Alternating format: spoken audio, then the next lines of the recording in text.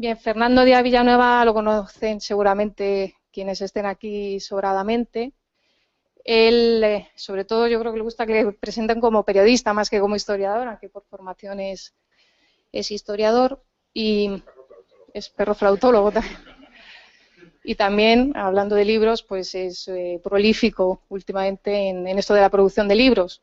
Y hoy nos viene a presentar precisamente el último de ellos, que es la historia criminal del comunismo, que lleva ya bastante tiempo vendiéndose. En ese aspecto él es muy... Aunque habla del perroflautismo, yo creo que coge muchas cosas de esa corriente.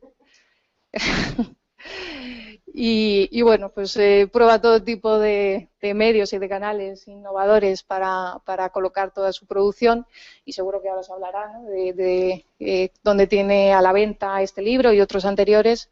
Como digo, son canales pues muy modernos, no muy actuales. Y bueno, también su forma de comunicarse con sus lectores o con sus oyentes, porque también se mueve mucho en el ámbito audiovisual, pues es muy de ir al choque, es una persona muy franca, como le gusta a él las personas. Y bueno, pues hoy lo tenemos con nosotros y seguro que también lo va a ser. Nos va a presentar una serie de episodios de la historia criminal del comunismo, y luego, pues como siempre, tendremos un turno de preguntas y seguro que ahí también dará que hablar. Adelante, Fernando. Y bueno, le hace unas portadas. Esta portada, por ejemplo, pues obra mía, ¿no? Es una cosa muy simple, bastante más bonita de las que te hacen normalmente por ahí, ¿no? Bien, el caso de la historia criminal del comunismo es el último que he sacado, pero había sacado ya antes otro, la historia de las grandes batallas de la historia de España, una pequeña historia de España por capítulos, etcétera, ¿no? Y seguiré sacando. Tengo ya un par de ellos en capilla que saldrán, espero que antes de final de año, a principios del próximo, siempre con la misma filosofía en la que yo escribo, que es básicamente divulgativa. Yo no soy un profesor universitario, ni he querido serlo jamás. Salí de la universidad espantado y no quiero volver a ella. Y entonces, bueno, lo que me interesa es contar cosas y que la gente... Bueno, allá nos han quitado el audio. Vale. Bueno, la cosa es que el libro lo edito yo, me hago yo la portada, lo subo a Amazon y como los costes que he tenido han sido tan bajos, pues lo dejo a precio de risa. En concreto, este libro cuesta 90 céntimos, pues que el resto cuesta por el estilo, ¿no? También tengo una enciclopedia perroflauta, por cierto, es mi obra magna, que es un poco más cara porque, claro, es una cosa seria que merece la pena pagar, que cuesta 2 euros, ¿vale? Bien, esto ya, una vez dicho esto, que si queréis leer este libro tenéis que hacerlo necesariamente en versión digital, a través de Amazon, cuesta baratísimo. Si queréis leerlo pirateado no tengo ningún problema, de hecho anda por ahí por internet, ya me han pasado algunas direcciones. Yo preferiría que lo compraseis, tampoco es tanto, 90 céntimos los tiene cualquiera, pero si queréis encontrarlo por ahí libre, yo de hecho subo las versiones sin DRM, sin derechos digitales, para que la gente se lo pueda copiar. Quiero que la gente me lea, no que ande pagando los libros. Esto ya sé que es muy duro de decir, sobre todo pues para gente como Lucía Echevarría o Juan Manuel de Prada, se cabrean muchísimo, pero es verdad. Yo creo que lo principal, uno escribe para que le lean otros, no la autosatisfacción esa del autor. No, yo escribo para reconciliarme, para contar mi vida, eso es mentira. Escribimos para que nos lean, si no, no es, porque escribir es duro. Uno se tiene que sentar, concentrarse, se fuma 3 paquetes de tabaco, tal, es decir, te desgasta, ¿no? Y si lo haces es porque quieres hacer la satisfacción de que lo lean, yo en mi caso de convencer a gente de cosas de las que yo ya estoy convencido, y además si te puedes llevar unos eurillos, pues mira, mucho mejor, ¿no? Estos señores de Amazon pagan puntualmente cada mes, cosa que el editor no, yo todavía no he visto 1 euro de ningún editor, y publiqué 5 libros, ¿vale? En este caso te parece un cheque, ¿no? Te vienen exactamente los libros que has vendido y demás, ¿no? Bien, pues ahora vamos a pasar al libro directamente. El libro de esta historia criminal del comunismo no es una historia en sentido estricto, es decir, no cogí el comunismo desde sus orígenes remotos, en que habría que irse a la noche de los tiempos, porque la idea de la comuna es tan vieja como el género humano, la idea de que todos vivamos igual, porque como hemos sido hechos iguales, todos tenemos 2 manos, 5 dedos, 2 piernas, etcétera, pues la tentación es pensar que deberíamos disponer de la misma renta. Es decir, la idea comunista va con la especie humana y siempre se han hecho experimentos comunales a lo largo de la historia en todas las latitudes, no solo en Europa, sino en todas partes. Al efecto recomiendo a Los enemigos del comercio de Antonio Escotado, que lo estudia muy a fondo, ese tema, ¿no?, de los orígenes míticos del comunismo, ¿no? Vamos, míticos y reales e históricos. Bien, el comunismo sobre el que yo empecé a escribir no era ese comunismo, sino el comunismo real, lo que es el marxismo aplicado a la realidad, que es, digamos, el marxismo-leninismo, ¿no?, que tiene un momento de inicio en la historia y creemos todos que tiene un final, que fue la caída del muro y la desaparición de la Unión Soviética, pero no es cierto, el comunismo sigue existiendo. Sigue todavía sigue habiendo dos países en el mundo que son comunistas, uno es Cuba y el otro es Corea del Norte, y está renaciendo en algunas partes del planeta, como es el caso de Venezuela. Me decían ahora que habían creado un viceministerio de la felicidad suprema. Bien, eso es 100% comunista. Es decir, conseguir cambiar el mundo mediante la ley. Yo sí decreto que hay felicidad, tiene que haber felicidad por narices, y si no eres feliz, te elimino. Bien, la pregunta que me hice al empezar a escribir esto fue si el comunismo era una doctrina netamente criminal. Esto nació hace ya bastantes años, a raíz de no sé si conocéis la revista La Ilustración Liberal. Bien, pues en el año 99, que ya ha llovido, hubo un pequeño rifirrafe, porque en esa revista publicaron un artículo sobre los hijos de Dios, que era una secta religiosa, de radicales religiosos, que había decidido la Generalidad de Cataluña quitarles a los niños, ¿vale? Porque los andaban, pues los tenían, era una especie de comuna.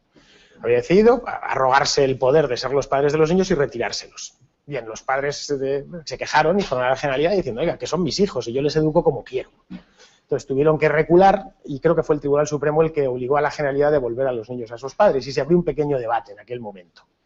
Empezó esto en La Ilustración Liberal con este artículo y este artículo dijo, muy bien, efectivamente no creo que sea el mejor lugar del mundo para criarse que en una secta religiosa, pero es que tus hijos son tus hijos. No te los puede quitar nadie, menos que nadie el Estado, a no ser que puedas demostrar que el padre esté infligiendo un daño físico o psicológico real sobre el niño, ¿no?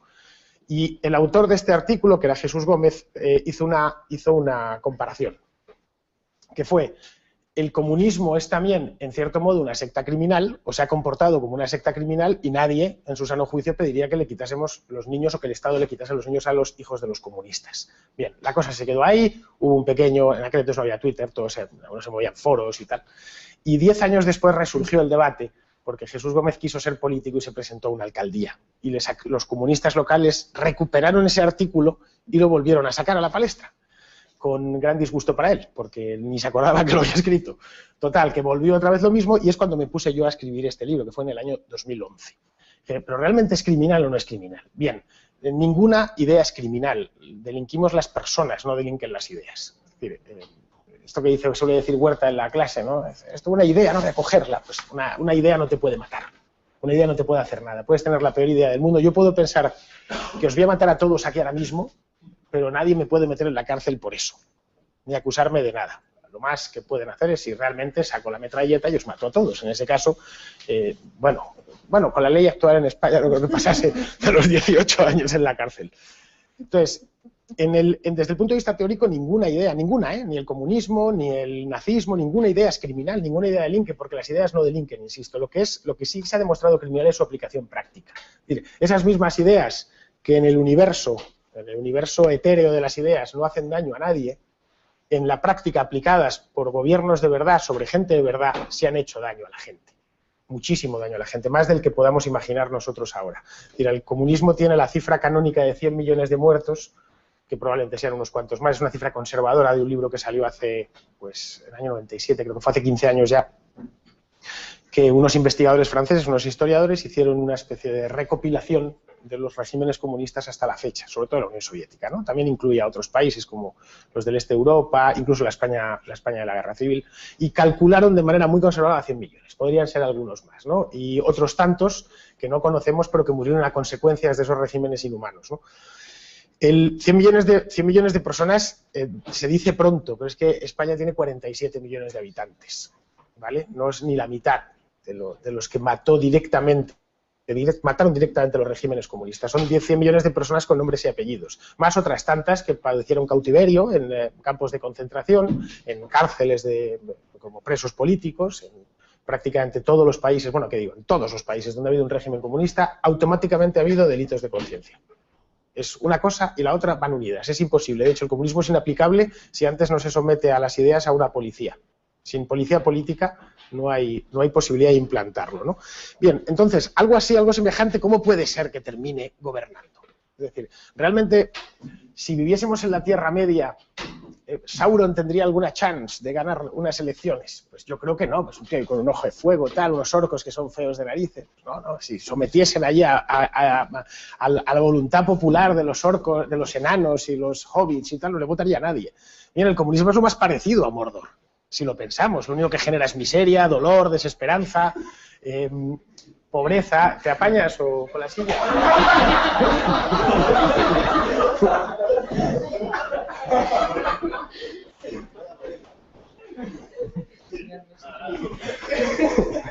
Bueno.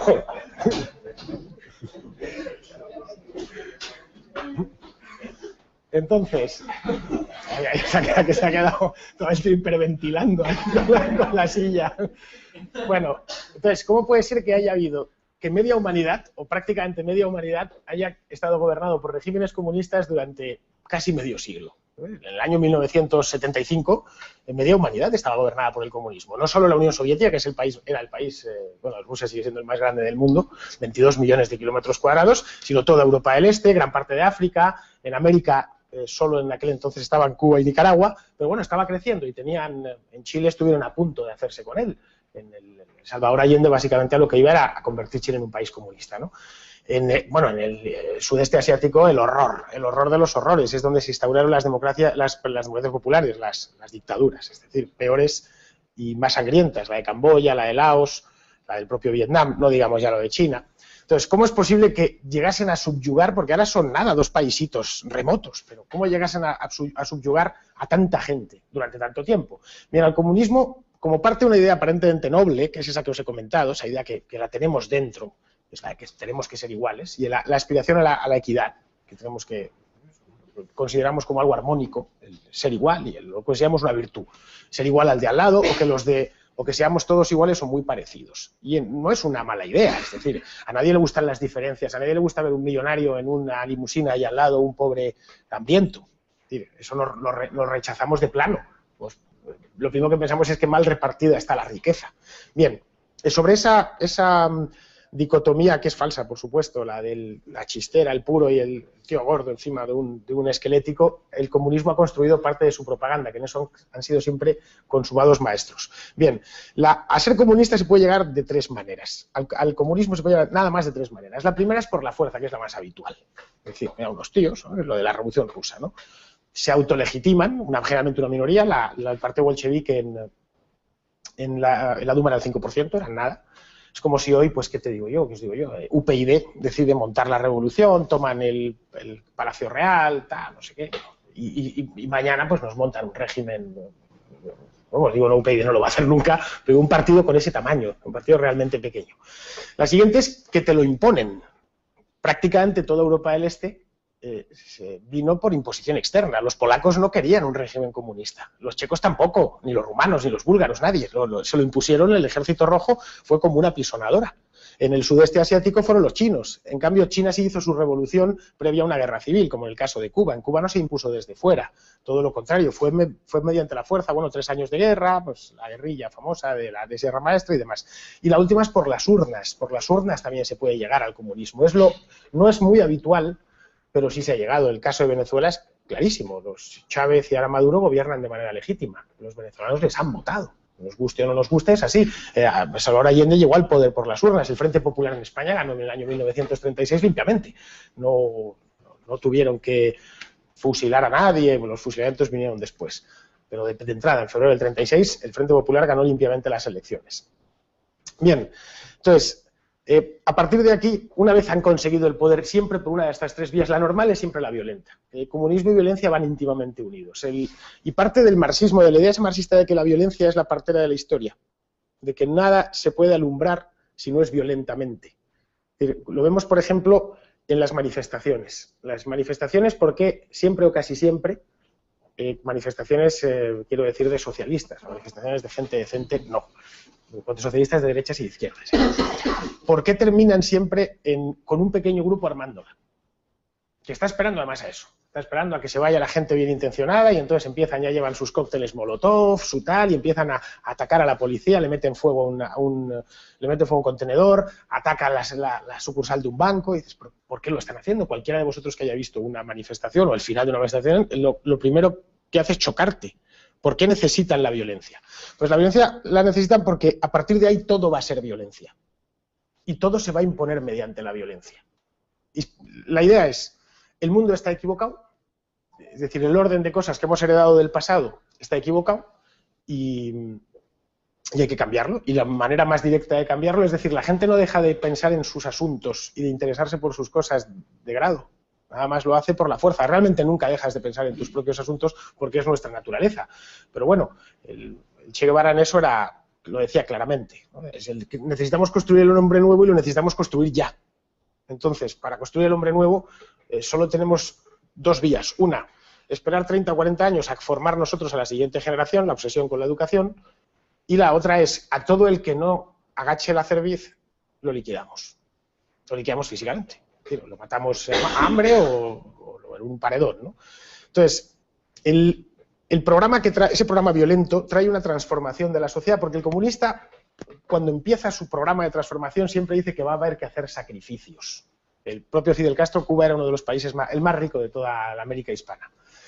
Y los cubanos, en Cuba había en 1959 más vacas que personas. Comer carne en Cuba era lo normal. Bien, sabemos que 5 años después comer carne en Cuba era para los del partido y poco más, ¿no? Lo mismo pasó pues prácticamente con casi todas las cosas, ¿no? En Cuba conducir un coche pues era una cosa relativamente normal en el 59 y en el 60 ya solo tenían coche los miembros del partido, ¿no? Y así con todo, bueno, hasta el azúcar, era el país que más azúcar producía del mundo, bueno, pues dejó de serlo porque socializaron o colectivizaron las zafras y demás, ¿no? Entonces, sobre esta base, ellos dicen, un pequeño sacrificio que no va a costar nada. Total, bueno, que se mueran 4. Además, total, eran 4 ricachos. Los 4 ricos podemos prescindir de ellos. Me decía antes José Ignacio del Castillo que en la base del comunismo hay una parte muy importante de resentimiento, y es cierto. Es decir, y de envidia. De, bueno, ¿por qué este de enfrente tiene más de lo que tengo yo? No es más listo de lo que soy yo. Y por lo tanto tiene más posibilidades de obtener rentas y riquezas de las que voy a tener yo nunca. Bueno, pues como no puedo solucionarlo, porque yo a este hombre que ha nacido guapo no le puedo afear, bueno, sí, le puedo desfigurar y tal, pero al que ha nacido listo, a no ser que le des con un ladrillo en la cabeza, va a seguir siendo más listo que tú y prosperará mejor que tú en la vida. Pues la única manera es liquidarlo. Ya está. Es la manera más directa, ¿eh? Esto es Caín y Abel. Es decir, pues virtuoso, no sé, le liquido y fuera. Y además construyo sobre mi actitud, además es la buena. Porque ese es el que estaba impidiendo que el resto de ese virtuoso es el que estaba impidiendo que la civilización progresase y que el ser humano pues llegase a un estadio superior. O sea, esa idea del mejorar al hombre es constante en todos los regímenes comunistas. Es decir, cuando llevaban 40 años en la URSS con un gobierno comunista, todavía hablaban en los periódicos es que hay resabios de la época de los zares, no quedaba nadie ya de la época de los zares, pero no hay resabios de la época de los zares que hay que ir limando poco a poco, ¿no? Si cogían a uno que no lo era, ya habían pasado medio siglo, pues decían, claro, ya no podemos echarle la culpa al pasado. Esto es que este tío trabaja para otros, y hay los agentes del imperialismo, este tipo trabaja para otros o directamente es un enfermo mental. Entonces, a los disidentes se les metían sanatorios psiquiátricos, no podían entenderlo. Pero si vivimos en el paraíso, ¿cómo puede ser que tú estés en contra de esto? Es una de dos, o eres malo o te está pagando la CIA directamente. ¿Cómo llaman a los disidentes cubanos? Los gusanos, ¿no? Al servicio de la CIA, no es un pobre hombre que vive en Miami, ¿no? Este tío está en el servicio y le están pagando. O si no es que estás loco, y a los locos pues hay que o mandarles al gulag, o para que se mueran de hambre, o matarles a trabajar, o si es una persona, pues un escritor famoso, un músico famoso, se le confina en un sanatorio a las afueras de la ciudad a que, bueno, intente rumiar el error que tiene y morirse con él, o si es joven, se le puede reeducar. En los laogai, que eran los campos de concentración chinos, eran oficialmente campos de reeducación, se definían así. Había que reeducar a gente que se había, bueno, desviado de la norma, ¿no? Bien, en este proceso de transformación del mundo no solo incluye el igualarnos en la cantidad de renta que obtenemos cada año, que esto, bueno, es la base sobre la que la propaganda comunista se instaura.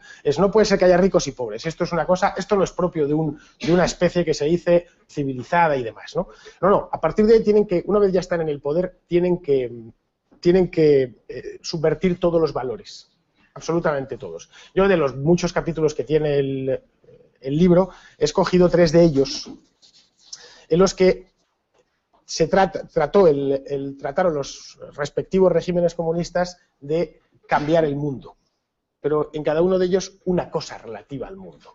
El primero de ellos es sobre cómo la familia al uso, lo que ellos llaman familia burguesa, lo siguen diciendo, no hay más que leer las páginas web, hay comunistas y punto, es decir, no penséis que estoy hablando de arqueología ni nada de esto, es decir, hay comunistas y siguen en la web y los podemos ver, y, bueno, yo conozco a muchos y demás, ¿no? Ellos son una familia normal, es decir, un padre, una madre y 3 hijos, es una familia burguesa, y es una familia que hay que eliminar porque es el origen de todos los males que luego vienen.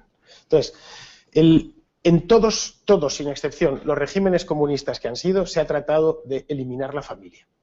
La familia, como cualquiera sabe, no hace falta leer a nadie, es algo espontáneo, que apareció en un momento de la historia, y bueno, y se ha ido desarrollando. La institución, tu arregla, pues como la moneda. Si alguien nos puede... ¿Quién inventó la familia? No lo sabemos. No tenemos ni idea. Sabemos que está así, que funciona así, y que, no sé, que a nuestra especie le ha funcionado la organización familiar. Por eso la seguimos, por eso perseveramos en ella, ¿no? Bien, pues esa familia es la que ellos mismos tratan de destruir a cualquier coste. El caso de Cuba, una vez más, que es lo que más cerca nos pilla, porque los cubanos son hermanos nuestros a todos los efectos, ¿no? Cuba era un país muy parecido a España, en relaciones familiares. Hoy, como sabéis, Cuba es el país donde más divorcios hay, hijos fuera del matrimonio, donde no sé si acordáis, el Yancito, el niño este de hace unos años, su madre se llama Marilyn Lacey, claro, si es que con el mal nombre de la madre, cómo estaban, bueno, los padres, pues estaban divorciados, nos hablaban, tal cual, cómo fue él el Estado el que quería recuperar el niño. No era el padre, era el Estado, básicamente. Hoy el Yancito ya es un pollancón de 20 y tantos años que es, por lo visto, un revolucionario de primera. Claro, al tío lo han metido allí en una madrasa y es probablemente de la vida. No sé si por Fidel Castro, pero sí por su hermano. Entonces, para esto escogí una historia real, que es, para esto de la familia, que es la de un ruso, que de los Urales, que se llamaba Pavlik Morozov, que era un niño que, bueno, vivía en un pueblecito de los Urales, se llamaba el pueblo Gerasimovka. Probablemente no sepáis nunca nada de él porque es una aldea, literalmente. A mí me costó encontrarlo en el Google Maps. Bien, este niño, en el año 32, sucedió esto en septiembre del año 32, una mañana apareció el niño muerto en un bosque. Meteros en ambiente, los Urales, año 32, aquello vivían pues casi como en la Edad Media, ¿no? Frío y tal, y apareció en un bosque. Y los periódicos, bueno, el Pravda obviamente dio la noticia, pues ha aparecido un niño, un Pavel Mozorov, tal, ha aparecido en el bosque. Bueno, y a partir de ahí la propaganda soviética construyó un mito, que era el de el niño que había denunciado al padre porque el padre supuestamente era antirrevolucionario y como venganza, los familiares del padre, al padre lo habían mandado, por supuesto, a Siberia, a un gulag, los familiares del padre habían asesinado al niño. Bien, sobre esto construyeron un mito tremendo. Es decir, en todas las escuelas de la Unión Soviética había la carita de Pavel Morozov puesta, era el primer revolucionario. Y se les decía a los padres, a los niños se les decía desde que eran muy pequeños que lo que tenían que hacer era escuchar en casa y oír si papá o mamá o el tío decían algo que fuese contra el gobierno. Es espantoso, pero era una cosa bastante normal. Entonces, a partir de Mozorov, todos los niños soviéticos tenían la obligación de ser los primeros espías. Y a muchos les buscaron la ruina a sus propios hijos, ¿eh? Era una cosa bastante común, no solo en Rusia, también en la Alemania del Este, en Checoslovaquia y demás, ¿no? Porque la idea era, la familia realmente, cuando tú tienes un hijo, no te pertenece. Tú simplemente te has limitado a engendrarlo. Bueno, y a traerlo al mundo y a la primera lactancia y poco más. A partir de ahí el hijo pertenece al Estado. Porque sobre él tenemos que construir, él va a ser el nuevo hombre. Tú eres un resabio del pasado que más tarde o más temprano te morirás. Ahora no vamos a consentir tampoco que influyas sobre él. Claro, el tema es que el mito cuenta la historia entera en el libro, ¿no? El mito, porque el mito se fue desmontando con los años, al punto que hay hay teorías de la conspiración sobre la historia de Pavel Mozorov que realmente algunos dicen que ni siquiera llegó a existir, que fue una fabricación desde el principio, que la propia policía política había inventado la historia. Bien, la historia esta es más un capítulo largo y demás, te ayuda a ver cómo no puedes, ningún régimen comunista que se quiera considerar tal, puede permitirse el lujo de dejar la infancia de un lado y la educación de un lado. De ahí su obsesión enfermiza con quedarse con los hijos de los demás y educarles y inspirarles en sus propias ideas y el desconfiar de los padres. De esa idea el resto del mundo libre ha cogido mucho. Es decir, no nos equivoquemos, a nuestros hijos los forma el gobierno. Es así. Y si tú quieres que no te lo desgracie del todo, tienes que hacer un esfuerzo grande en casa para que, bueno, para empezar, para que el chaval aprenda. Y luego, sí, porque lo que le enseñan en el colegio es lo que es. Y luego para que no te lo desbaraten mentalmente más de lo que es esperable, pues claro, si el que te lo está educando es el Estado. El Estado lo que forma básicamente son súbditos. En el caso del Estado soviético era esclavos. Súbditos, al niño pues le van a decir que los impuestos son buenos, cuando todo el mundo sabe que los impuestos son malos. Porque si fuesen buenos se llamarían voluntarios, ¿no? Y no impuestos. Entonces, en el caso del... Sí, así hay que decirlo, oye, esto hay que pagarlo, no te meten en la cárcel, pero que no es bueno. Es lo que es. Así es como educaría yo a mi hijo. Bien, el gobierno les va a decir que los impuestos es lo mejor del mundo y que la solidaridad y bla, bla, bueno, pues todas las cosas lo que es la corrección política que domina el consenso socialdemócrata en el que vivimos. En la Unión Soviética, decirle a tu hijo que los impuestos son malos era un pasaporte directo a que la policía te diese un palizón y después te mandasen a la cárcel. Y en algún país duro, tipo Camboya, es que ni eso, te mataban sin más contemplación y fuera, ¿no? Eso es el caso de Pavel Mozorov es la rebelión contra la familia. La siguiente, otro tema que he tratado también en un capítulo largo es el de Lysenko, que supongo que muchos lo conoceréis, Trofim Lysenko, que era un jardinero, literalmente, no es que no era ni agrónomo ni nada por el estilo, soviético de los años 30. Bien, creó lo que él denominó la biología proletaria, ¿vale? Que era que iba a poner la ciencia, literal, al servicio de la revolución. Es decir, nosotros teníamos ciencia burguesa, o el resto del mundo tenía ciencia burguesa y los soviéticos iban a tener ciencia proletaria que era superior. Es decir, mediante unas investigaciones que iba a hacer este hombre y su equipo, Stalin le bañó literalmente en recursos. Tenía los mejores invernaderos, los más recursos que cualquier otro científico en la URSS. Y además él, de hecho, montó una checa científica. Cualquier tipo que llevase la contraria, aunque fuese con la sensatez mayor, terminaba en Siberia, o terminaba muerto, o lo detenían y le torturaban, etcétera, ¿no? Bien, este Trofim Lysenko era pues un jardinero que estaba destinado en una estación de Azerbaiyán. Azerbaiyán está frente puñetas, está está pegado detrás de Armenia, en el Mar Negro, pegado a Irán. Es decir, es una república, de ellos los azeríes hablan algo parecido al iraní, no hablan ruso ni nada de eso. Es decir, fijaos el nivel que tenía para que le mandasen a Azerbaiyán.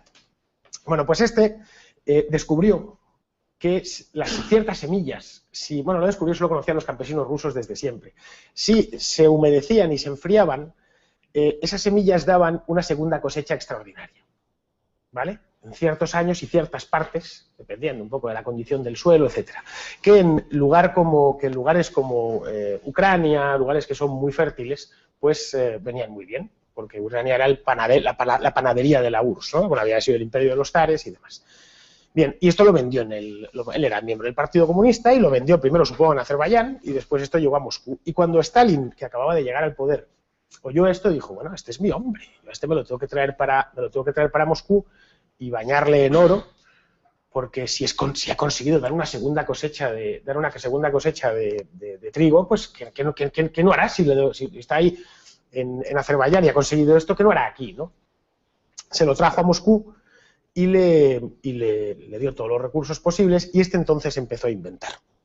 Y él dijo que iba a conseguir, convertir un guisante en una calabaza. Es decir, él decía que la genética era mentira, que la genética la llamaba la criada de Goebbels, ya que eso de la genética era un invento, burgués no, Goebbels no era muy burgués, que Goebbels era tan socialista como él. Pero bueno, como estaban entonces estaba la Alemania nazi y tal, que eran los enemigos oficiales. Bien. Entonces, se hizo dueño de la Academia de Ciencias de la Unión Soviética. Llegó a hacer disparates como fusionar la genética, la citología, la agronomía, toda la teoría de la evolución, etcétera, ¿no? Y a todo el que le llevaba la contraria lo pasaba a cuchillo, o mandaba que lo pasasen a cuchillo, ¿no? Se le llegó a llamar lisenkoísmo, a su nueva ciencia. Era una disparatada, ¿no? Él llegó al extremo que cuando no le interesaba algo lo prohibía por ley. Había, por ejemplo, un caso, Nikolai Vavilov, que era un el mejor biólogo de Rusia, era un tío que era comunista, era del partido, ¿no? Es una persona, pero claro, era biólogo. Pues a este le acusó de espía británico y de saboteador, y a Vavilov le cortaron el cuello, claro. Es decir, con el poder absoluto que le venía del Kremlin, estuvo haciendo y deshaciendo en los laboratorios soviéticos durante 30 años. Hasta la muerte de Stalin, básicamente, que era el que le mantenía. Claro, el daño que hizo a la... Uno de sus grandes proyectos fue intentar convertir el trigo en maíz. No lo consiguió nunca. Jamás. De hecho, él como tenía tantos recursos, podía disponer de la mano de obra que quisiese. Claro, lo que los agrónomos de cualquier otra parte del mundo no tenían. Él decía, necesito 200.000 agricultores en mitad de la estepa para que vamos allá a hacer unas pruebas. Y tenía 200.000 agricultores en mitad de la estepa. Luego los agricultores, pues Dios sabe, se morirían de hambre o lo que fuese, ¿no? Del lisenkoísmo, no directamente a causa suya, porque ya había caído en desgracia, vino una campaña disparatada que fue se llamó la campaña de las tierras vírgenes, y era que esto fue Khrushchev, que fue el heredero de Stalin. Él decía que había un problema en el centro de Asia, el centro de la URSS, que es hoy Kazajstán, Uzbekistán y demás, y es que estaba desaprovechado. Decía, no puede ser que allí tengamos un par de ríos y que haya el mar de Aral y demás, pero alrededor pues sean estepas. Esto no puede ser, ¿no? Y además que los americanos produzcan más algodón que nosotros cuando nosotros podríamos producirlo allí. Entonces, su plan era, convertir Uzbekistán básicamente en algo parecido al sur de Estados Unidos. Para eso tuvo que desecar un mar, que fue el mar de Aral, y allí no había población, pero era una estepa. Entonces la trajo a los de la Komsomol, que eran las juventudes comunistas, la trajo de las ciudades de Rusia, ¿no? de San Petersburgo, de Leningrado, de Kiev y demás, de las ciudades europeas.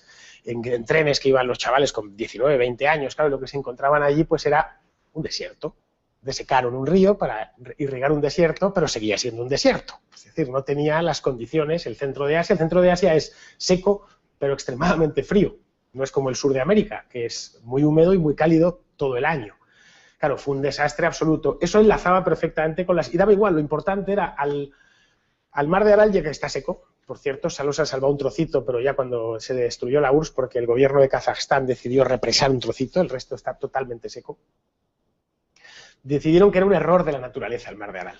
Literal, pues las palabras literales. Esto era un error de la naturaleza, un recurso ocioso que había quedado allí, pues que quien lo hubiese puesto es que no tenía ni idea, porque es que estuviese ese agua allí, pues era absurdo. Entonces, porque en el mar de Aral desembocan un par de ríos, el Sirdarya y el Amudarya, que vienen del Hindu Kush y por ahí, ¿no? Traían agua suficiente para mantenerlo y tenía, pues cierta población costera, se pescaba, etcétera, ¿no? Y parte de lo mismo, de la rebelión contra la biología, de la rebelión contra la ciencia. Es decir, lo único que han conseguido hacer del centro de Asia hoy, que ya era un desierto entonces, es un desierto tóxico. Es decir, un desierto donde directamente no puede ya vivir nadie. En el caso de lo que fue el mar de Aral, pues era un lago de agua salada. Lo que hay hoy es un desierto salino, que hay unas tormentas de arena tremendas, los niños se mueren a los 2 años por problemas respiratorios, etc. Es decir, el daño medioambiental que ha hecho el comunismo está todavía por cuantificar y todavía estoy esperando que Greenpeace diga algo. Porque a estos se les pasaba algo en Estados Unidos y se morían, pero nunca jamás. El Greenpeace nació para ir contra la caza de ballenas por parte de japoneses y noruegos. Bien, en aquel entonces ya estaba desecándose el mar de Aral. Y nunca dijeron ni mu, y siguen sin decirlo. Es decir, las organizaciones ecologistas en Occidente casi siempre han sido pantallas de todo esto, de este tipo de desastres. Los desastres de medioambientales no solo se limitan al centro de Asia, en Siberia se hicieron auténticas barbaridades. Uno de los capítulos trata la ciudad de Magnitogorsk, que era un pueblito que tenía la peculiaridad geológica de que había una montaña de hierro, y acabaron con ella totalmente. Lo llamarán Magnitogorsk porque era la ciudad magnética, ¿no? Y construyeron a su alrededor una ciudad horrorosa, el infierno, pues ya sabéis, ¿no? Los edificios esos de 15 plantas que se hacían una a la semana, los rusos las llamaban Khrushchevkas, porque las había hecho casi todas Khrushchev. En tiempos de Stalin mató a Manta, se cargó a 20 millones de personas, pero apenas hizo casas. Los rusos vivían apiñados hasta los años 60, cuando Khrushchev decidió empezar a hacer las ciudades soviéticas que hoy conocemos. Es decir, esas que son horrendas, ¿no? Bueno, cuando uno va a entrar en Praga o en Berlín Este o en el mismo Moscú, ¿no? Entonces, estas ciudades de Siberia se llenaron de Khrushchevkas, de barrios enteros, ciudades enteras, en las que no había nada más que, pues una industria que habían llevado allí, en este caso minas, sin ningún tipo de... Bueno, en Magnitogorsk se llegó a prohibir la entrada a los occidentales. Ya está, porque claro, a veces llegaban fotos o testimonios a los medios de Estados Unidos o de Inglaterra, ¿no? Y ya dijeron, bueno, aquí está prohibido, esto es una zona libre de occidentales. En la Unión Soviética había unas cuantas, es decir, nadie podía contarlo.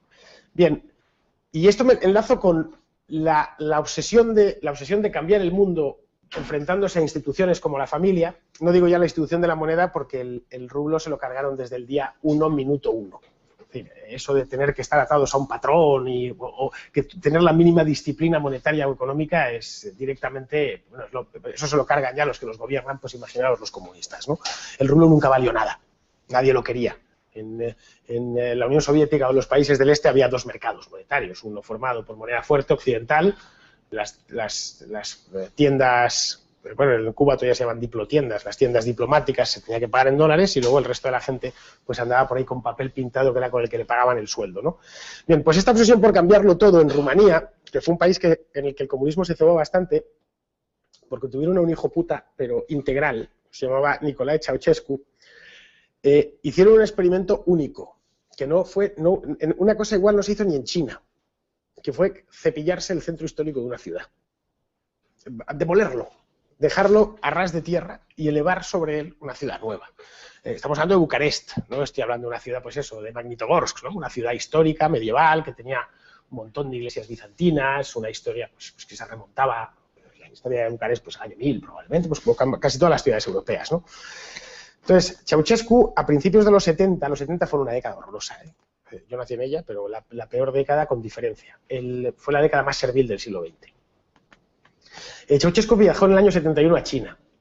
Mao todavía vivía, más la China enloquecida después de la Revolución Cultural.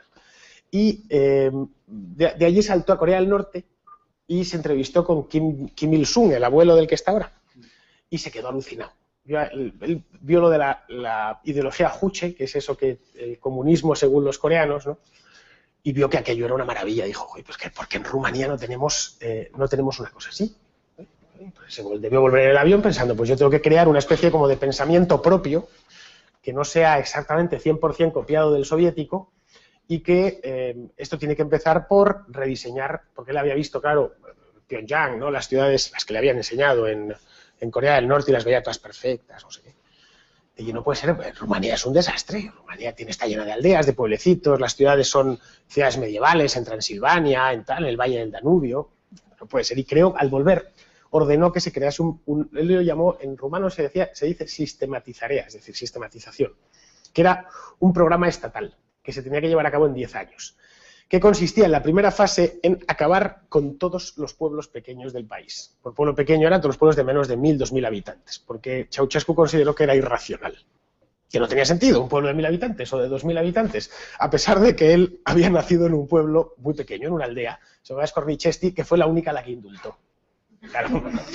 Pero para que no se dijese que claro, había indultado a su propio pueblo, él dijo, no, es que a Skornichesti lo voy a convertir en ciudad. Entonces, Skornichesti, un pueblecito muy pequeño, la hizo arrasar, su propio pueblo, menos la casa en la que él había nacido, que todavía está, se puede visitar. Y hizo levantar Hrušovkas, bueno, Ceausescas, en el caso de Rumanía, y a Skornichesti la llenó de industrias estatales alrededor y le puso hasta un estadio de 30.000 localidades, con equipo de primera división, etcétera, ¿no? De hecho, hoy si busquéis Skornichesti veréis que es una ciudad horrenda, pero que todo se lo debe a que Ceausescu es una ciudad nueva, creada en los años 70, ¿no? A raíz del proceso de sistematización, ¿no? Bien, entonces cuando estaba en plena locura, en plena faena de cargársela, de cepillarse literalmente la Rumanía rural, en Budapest hubo un terremoto. No es muy habitual los terremotos en Rumanía, pero como la placa, con el Oriente Medio y la europea, pues pillan justo en el Bósforo, pues debió pasar algo que hubo un terremoto bastante grande en el año 1977, en Bucarest. Que bueno, no la destruyó la ciudad ni muchísimo menos, pero sí causó algunos desperfectos, sobre todo en el centro, alguna iglesia se cayó, etcétera, algunas casas, por supuesto todas las que se habían hecho en tiempo comunista se iban abajo, esas las primeras, y dijo, ya está, Bucarest es una ciudad preciosa, es decir, la idea que tenemos de ciudad fea es la que le puso Bucarest la llamaban la París del Danubio, era una ciudad de estas austrohúngaras muy bonitas, majestuosas y demás, ¿no? Bueno, pues Ceausescu, que estaba realmente loco, pensó que era la oportunidad de reconstruir la ciudad. Entonces llamó a un equipo de 400 urbanistas y les encargó que 400 ¿no? Con un par de ellos hubiera bastado, ¿no? Pero 400. Y bueno, necesitaría el Palacio de la República para reunirlos a todos. Que quería rediseñar el centro de la ciudad. Enteros, como si aquí pues coges 8 kilómetros cuadrados. 8 kilómetros cuadrados es una barbaridad. Es decir, para que os hagáis una idea, el Principado de Mónaco tiene 3 o 4. Es decir, es todo el centro de Madrid y un poco más. Que había que tirarlo todo totalmente desde abajo y encima había que hacer una gran avenida que se iba a llamar la Avenida de la Victoria del Socialismo, en torno a la cual iban a hacer unos... Su idea era construir que Bucarest siguiese siendo el París del Danubio, pero del estilo socialista. Claro, no es el mismo estilo que el de Haussmann, que mal que bien pues es bonito, ¿no? Porque en esa Avenida de la Victoria del Socialismo iban a vivir todos los funcionarios de alto nivel y todos los del partido.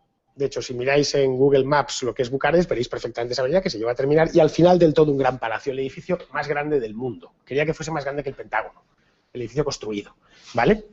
Claro, el problema es que en esos 8 kilómetros cuadrados vivía la gente. O sea, había como 50.000 personas viviendo. Bueno, pues las cogí y las desahució, sin ningún problema. Las sacó a patadas y las puso a vivir en edificios altos a las afueras de la ciudad o directamente las mandó al campo. Tú en un país, en un régimen genuinamente comunista como era el de Ceausescu, no eres dueño de dónde vives, no, tú no eliges dónde vives, ¿no? Bien, aparte de la gente, que había pues estos 50.000 que digo, una cosa así, al ser la parte antigua de la ciudad, tenías monasterios ortodoxos, tenías un montón de iglesias, muchas de ellas de estilo bizantino, de tal. Bueno, pues nada, la mayor parte se las cargó. Entonces, llegó a tal extremo que el gobierno de Alemania del Este, es decir, Erich Honecker, se quejó. Dijo, bueno, en las reuniones estas del Comecon, dijo, ¿pero qué estás haciendo, desgraciado?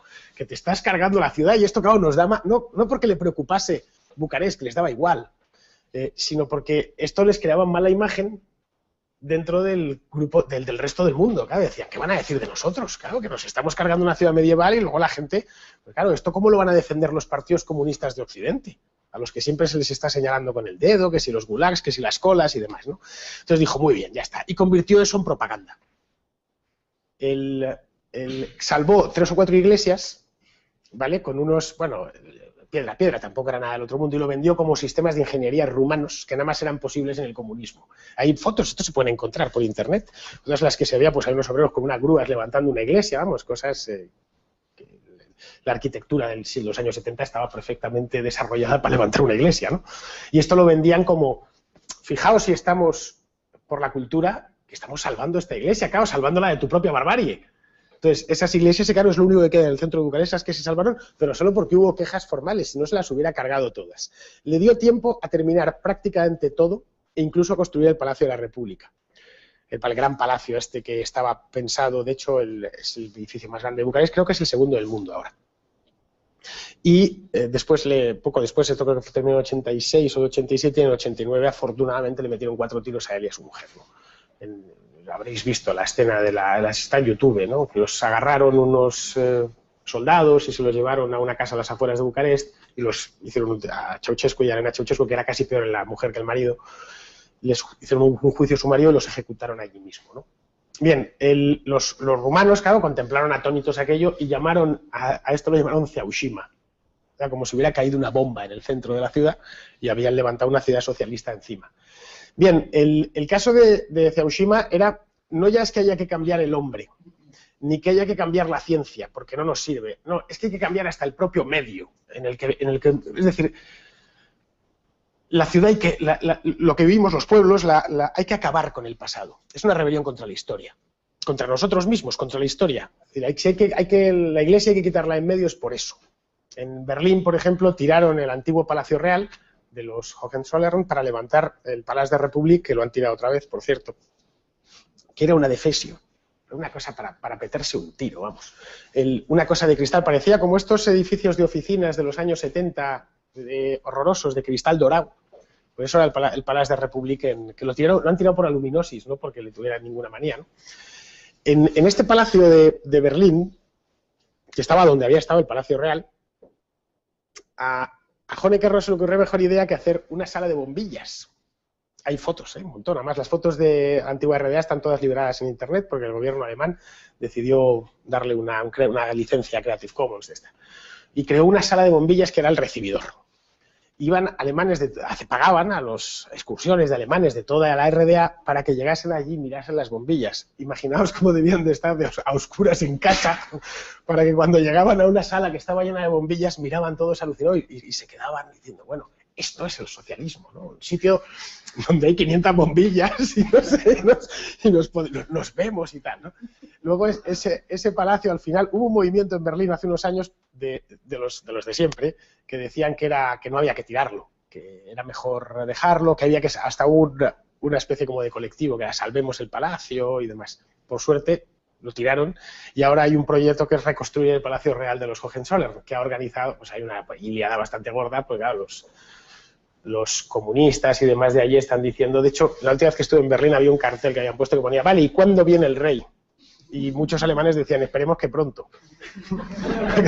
porque los alemanes siempre son la única república inducida. Es decir, no existe país más monárquico que Alemania, pero son más monárquicos que nosotros.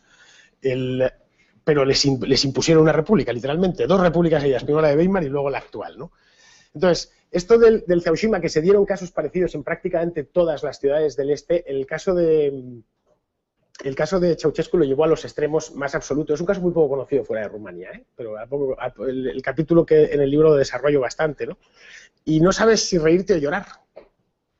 Es decir, como en la mayor parte de capítulos del libro, algunos son el caso, por ejemplo, de siempre que no tengan muchas víctimas mortales. Bueno, el caso del gran salto adelante de Mao, pues no te ríes nada, pues son 40 millones de personas. No digamos ya lo de los gemelos rojos en Camboya. Pol Pot se cargó literalmente al 25% de la población. Y además de unas maneras espantosas, ¿no? Con un desorden y un caos absoluto, ¿no? El capítulo de los gemelos rojos yo creo que es el más duro de todos por la inhumanidad. En Europa no se hicieron salvajadas como esas, aunque no siempre. En Rumanía, por ejemplo, llegó a haber unos campos de concentración tremendos. Hubo uno que se llama Pitești, también tengo un capítulo dedicado a él, en el que era un infierno aquello. No era una reeducación a base de golpes. Unos presos tenían que pegar a los otros. Se volvían todos locos, claro.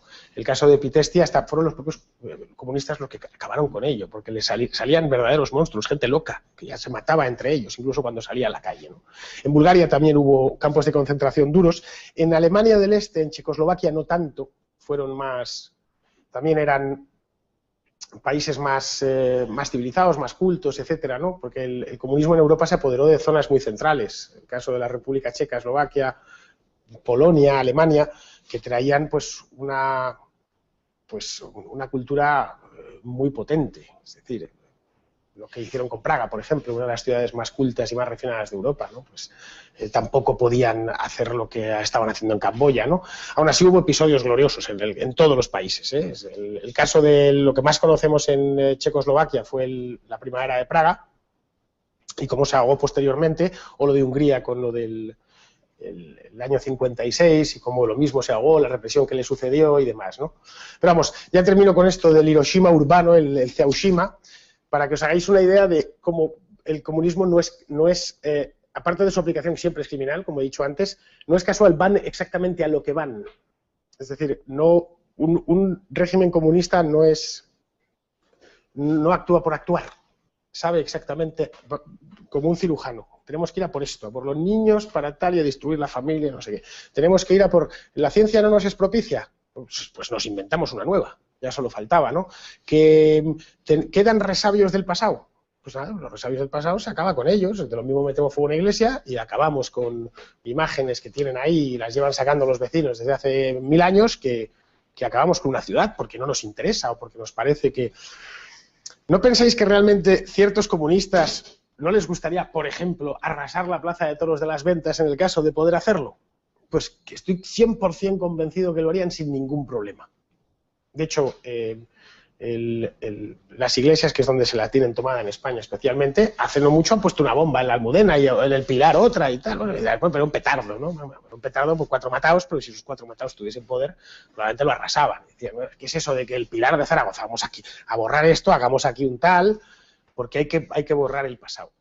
Entonces, bueno, ya con esto termino y estoy dispuesto a lo que me preguntéis. Has hablado de que el comunismo lo que inicia su su proceso es con la educación, con los niños.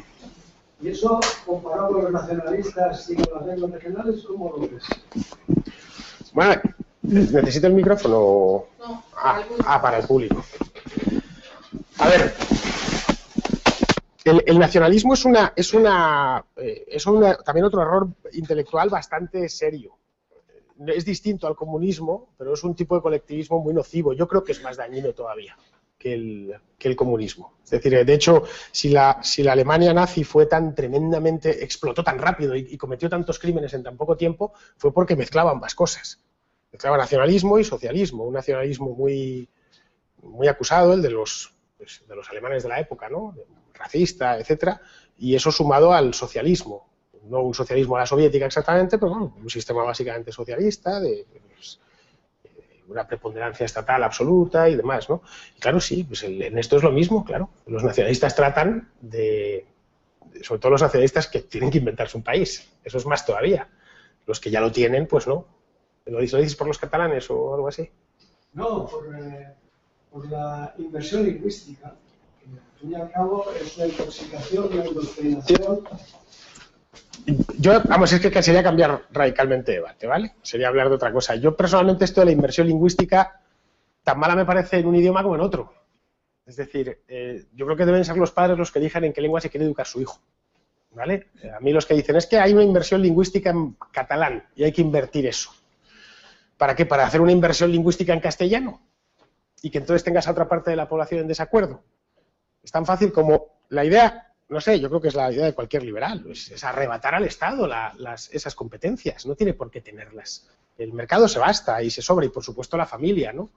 A nadie le interesa más que a mí que mis hijos estén bien educados y que prosperen en la vida, creo yo, vamos.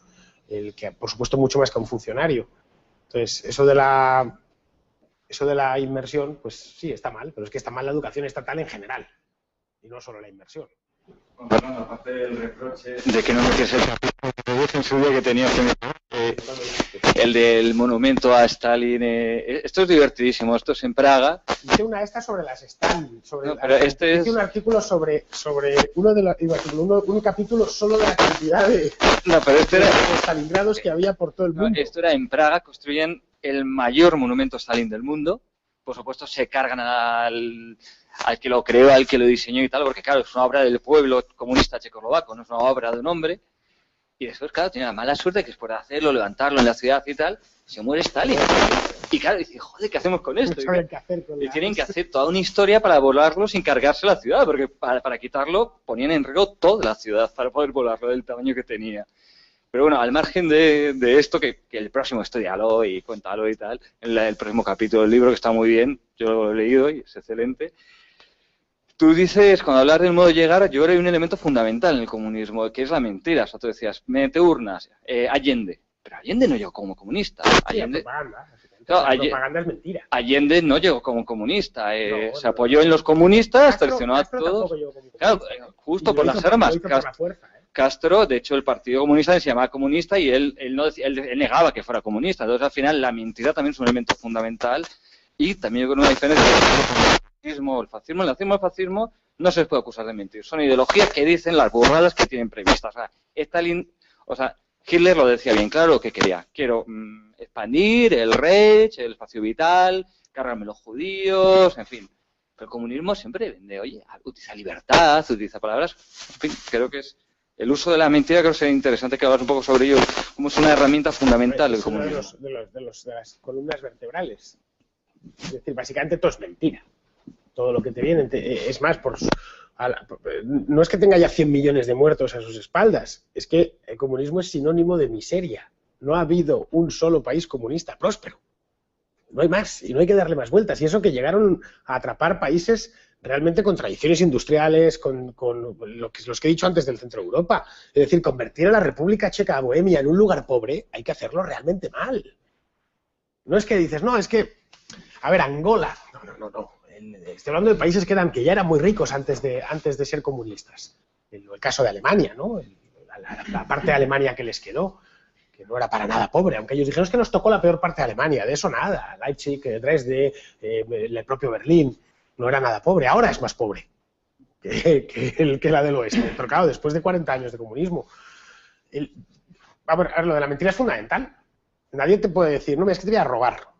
No, porque entonces no le votas o no le apoyas. Si Fidel Castro hubiera, desde Sierra Maestra, cuando él hablaba con la prensa americana y demás, y se estaba desmarcando del comunismo y se lo preguntaban una y otra vez, no, yo no soy comunista, no, para nada. Tal. Porque sabía que si lo decía Hugo Chávez, hay una entrevista, anda por YouTube, de las elecciones de 1998, en la que le ves vestido de traje con los cuellos blancos, tal, perfecto, no, yo estoy a favor de los empresarios y yo lo que quiero es tal, de un moderado, que lo comparas con el Chávez, no de 10 años después, sino de 3 años más tarde, y eran dos personas distintas.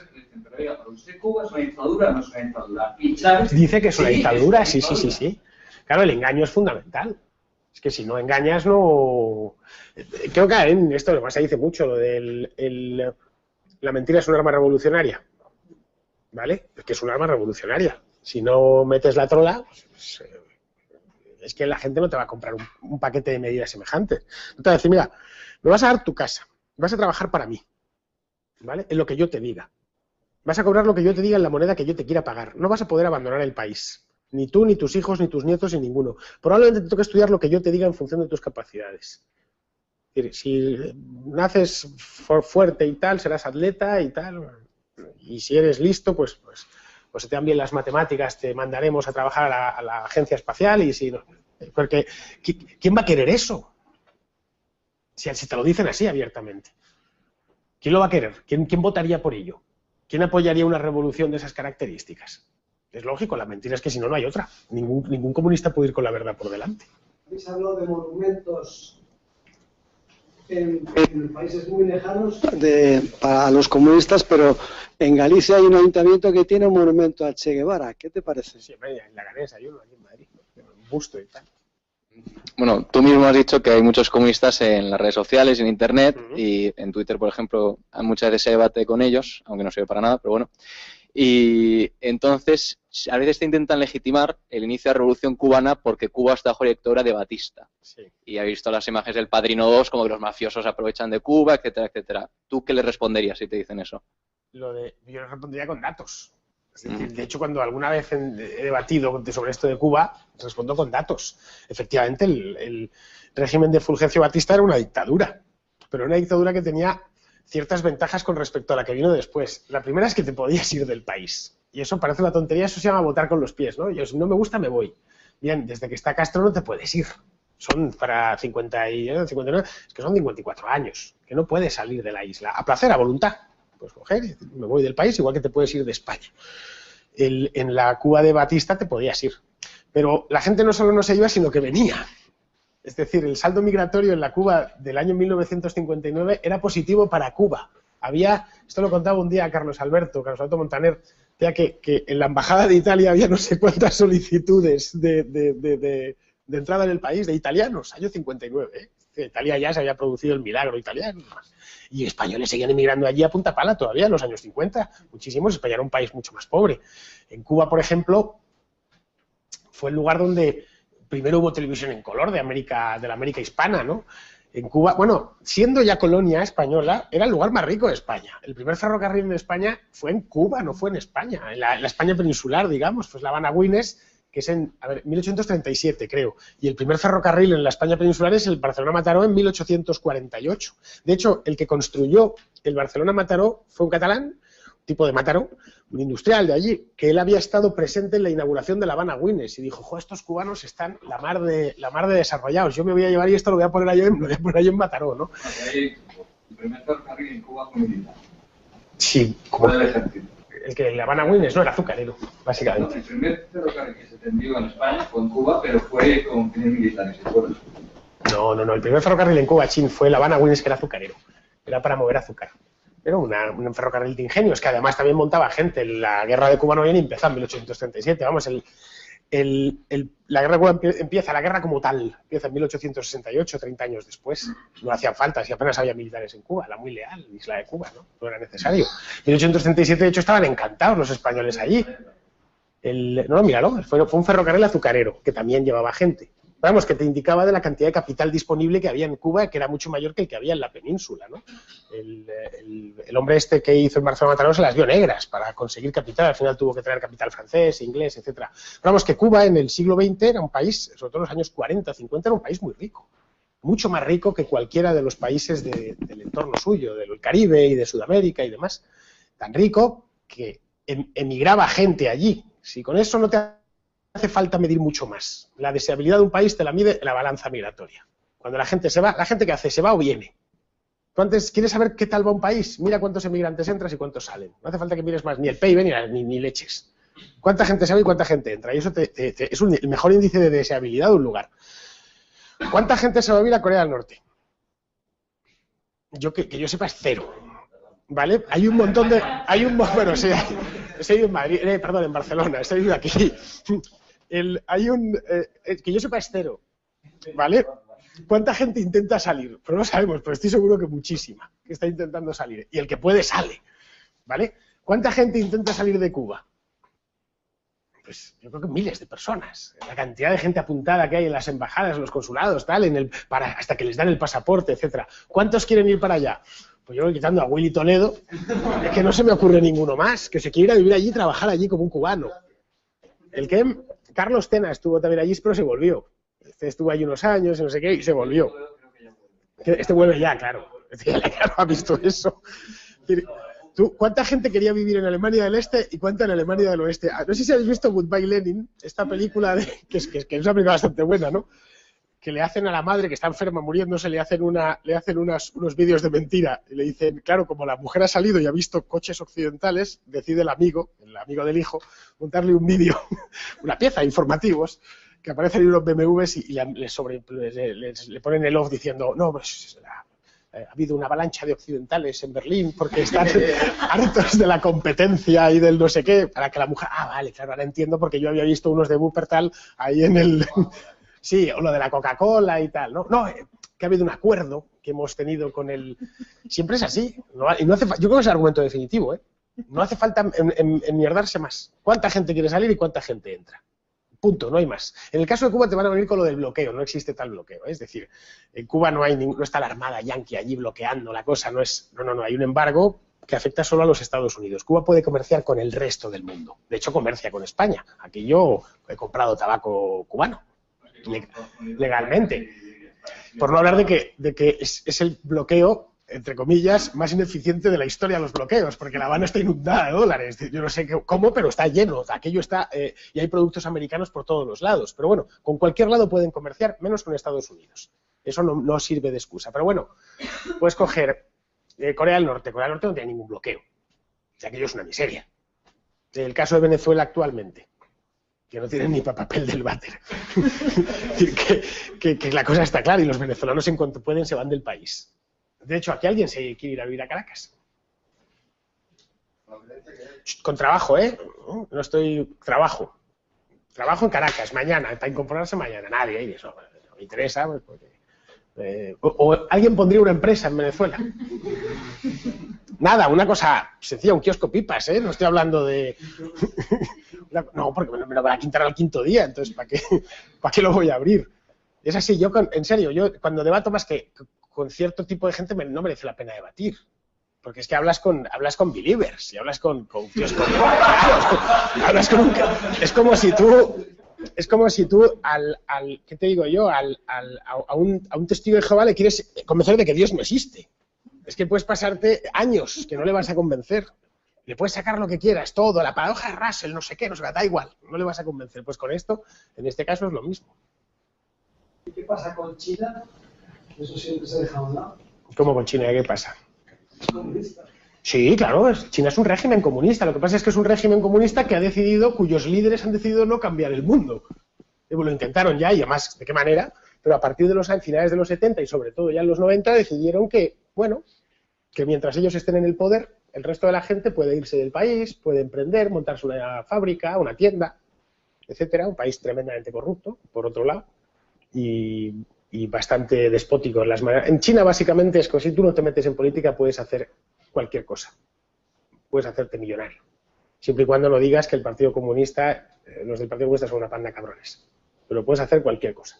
En ese aspecto se parece, salvando las distancias, que son muchísimas, a la España de Franco. Era una dictadura peculiar, donde, bueno, tú podías prosperar en la vida siempre y cuando no te metieses con el movimiento nacional, o no, por supuesto no te metieses con Franco, pero del país te podías ir. Podías montar un negocio y lo que fuese. Es que el problema de los países comunistas, lo que fue China antes de las grandes reformas, es que era una cárcel en sentido estricto. Hoy al menos no lo es. No puedes votar ni nada de esto.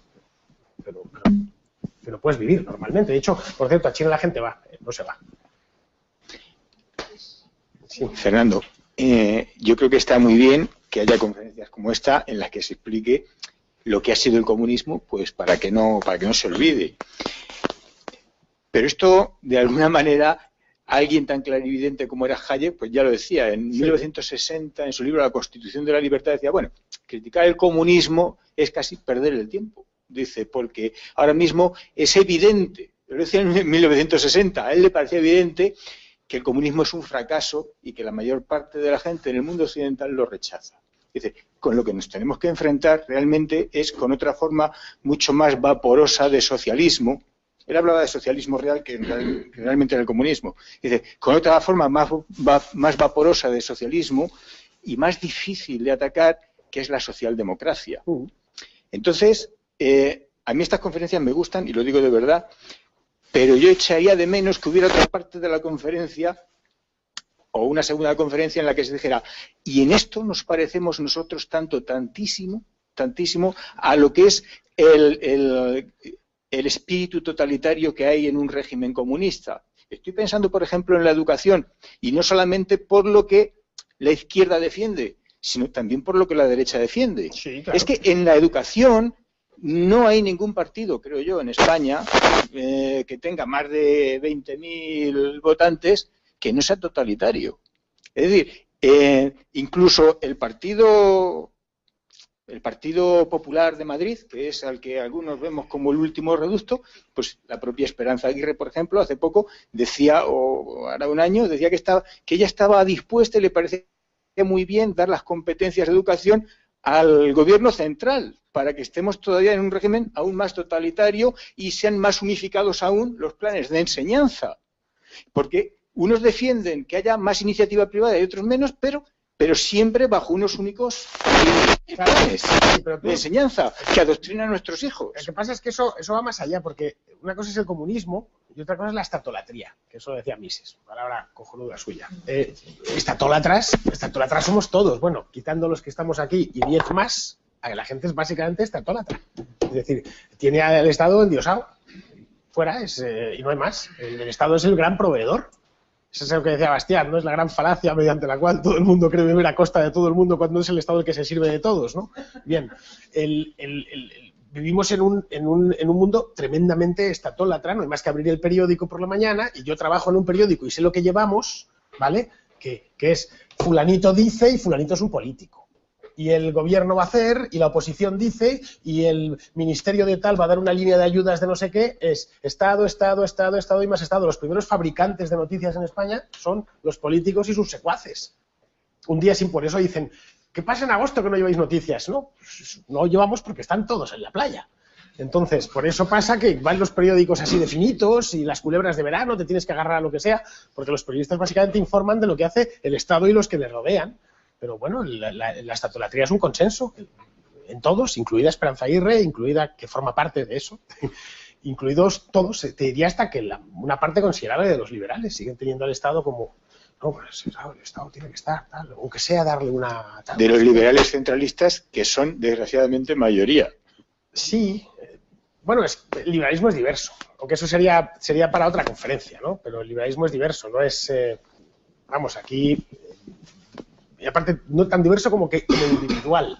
Es decir, cada uno somos y lo somos a nuestra manera. Esto no es una secta, a diferencia de los comunistas, ¿vale? Tienen 1000 apreciaciones. Están liberales Milton Friedman como Ludwig von Mises, ¿eh? Yo no soy de los que dicen, no, este tío no es, y es un socialista, no sé qué. Y Adam Smith también fue, bueno, es uno de los padres fundadores, ¿no? Y pues hay liberales que te dicen que sí, que el Estado necesita ciertas atribuciones, ¿no? La justicia o el ejército o tal, o la policía. Bueno, los grandes debates hoy dentro de la doctrina liberal están ahí y está bien que existan, ¿no? Afortunadamente, insisto, no, el liberalismo no es una secta y nunca lo fue. Hola. ¿Qué pasa, Magdalena? Muchas gracias por tu charla. A ver, yo quería pedirte tu opinión, a ver qué te parece. Seguro que tú estás de acuerdo conmigo. A ver, como liberal, tú no estás de acuerdo en prohibir. O sea, pueden existir multitud de partidos, ¿verdad?, con ideologías, mientras sean ideologías que no se lleven a la práctica.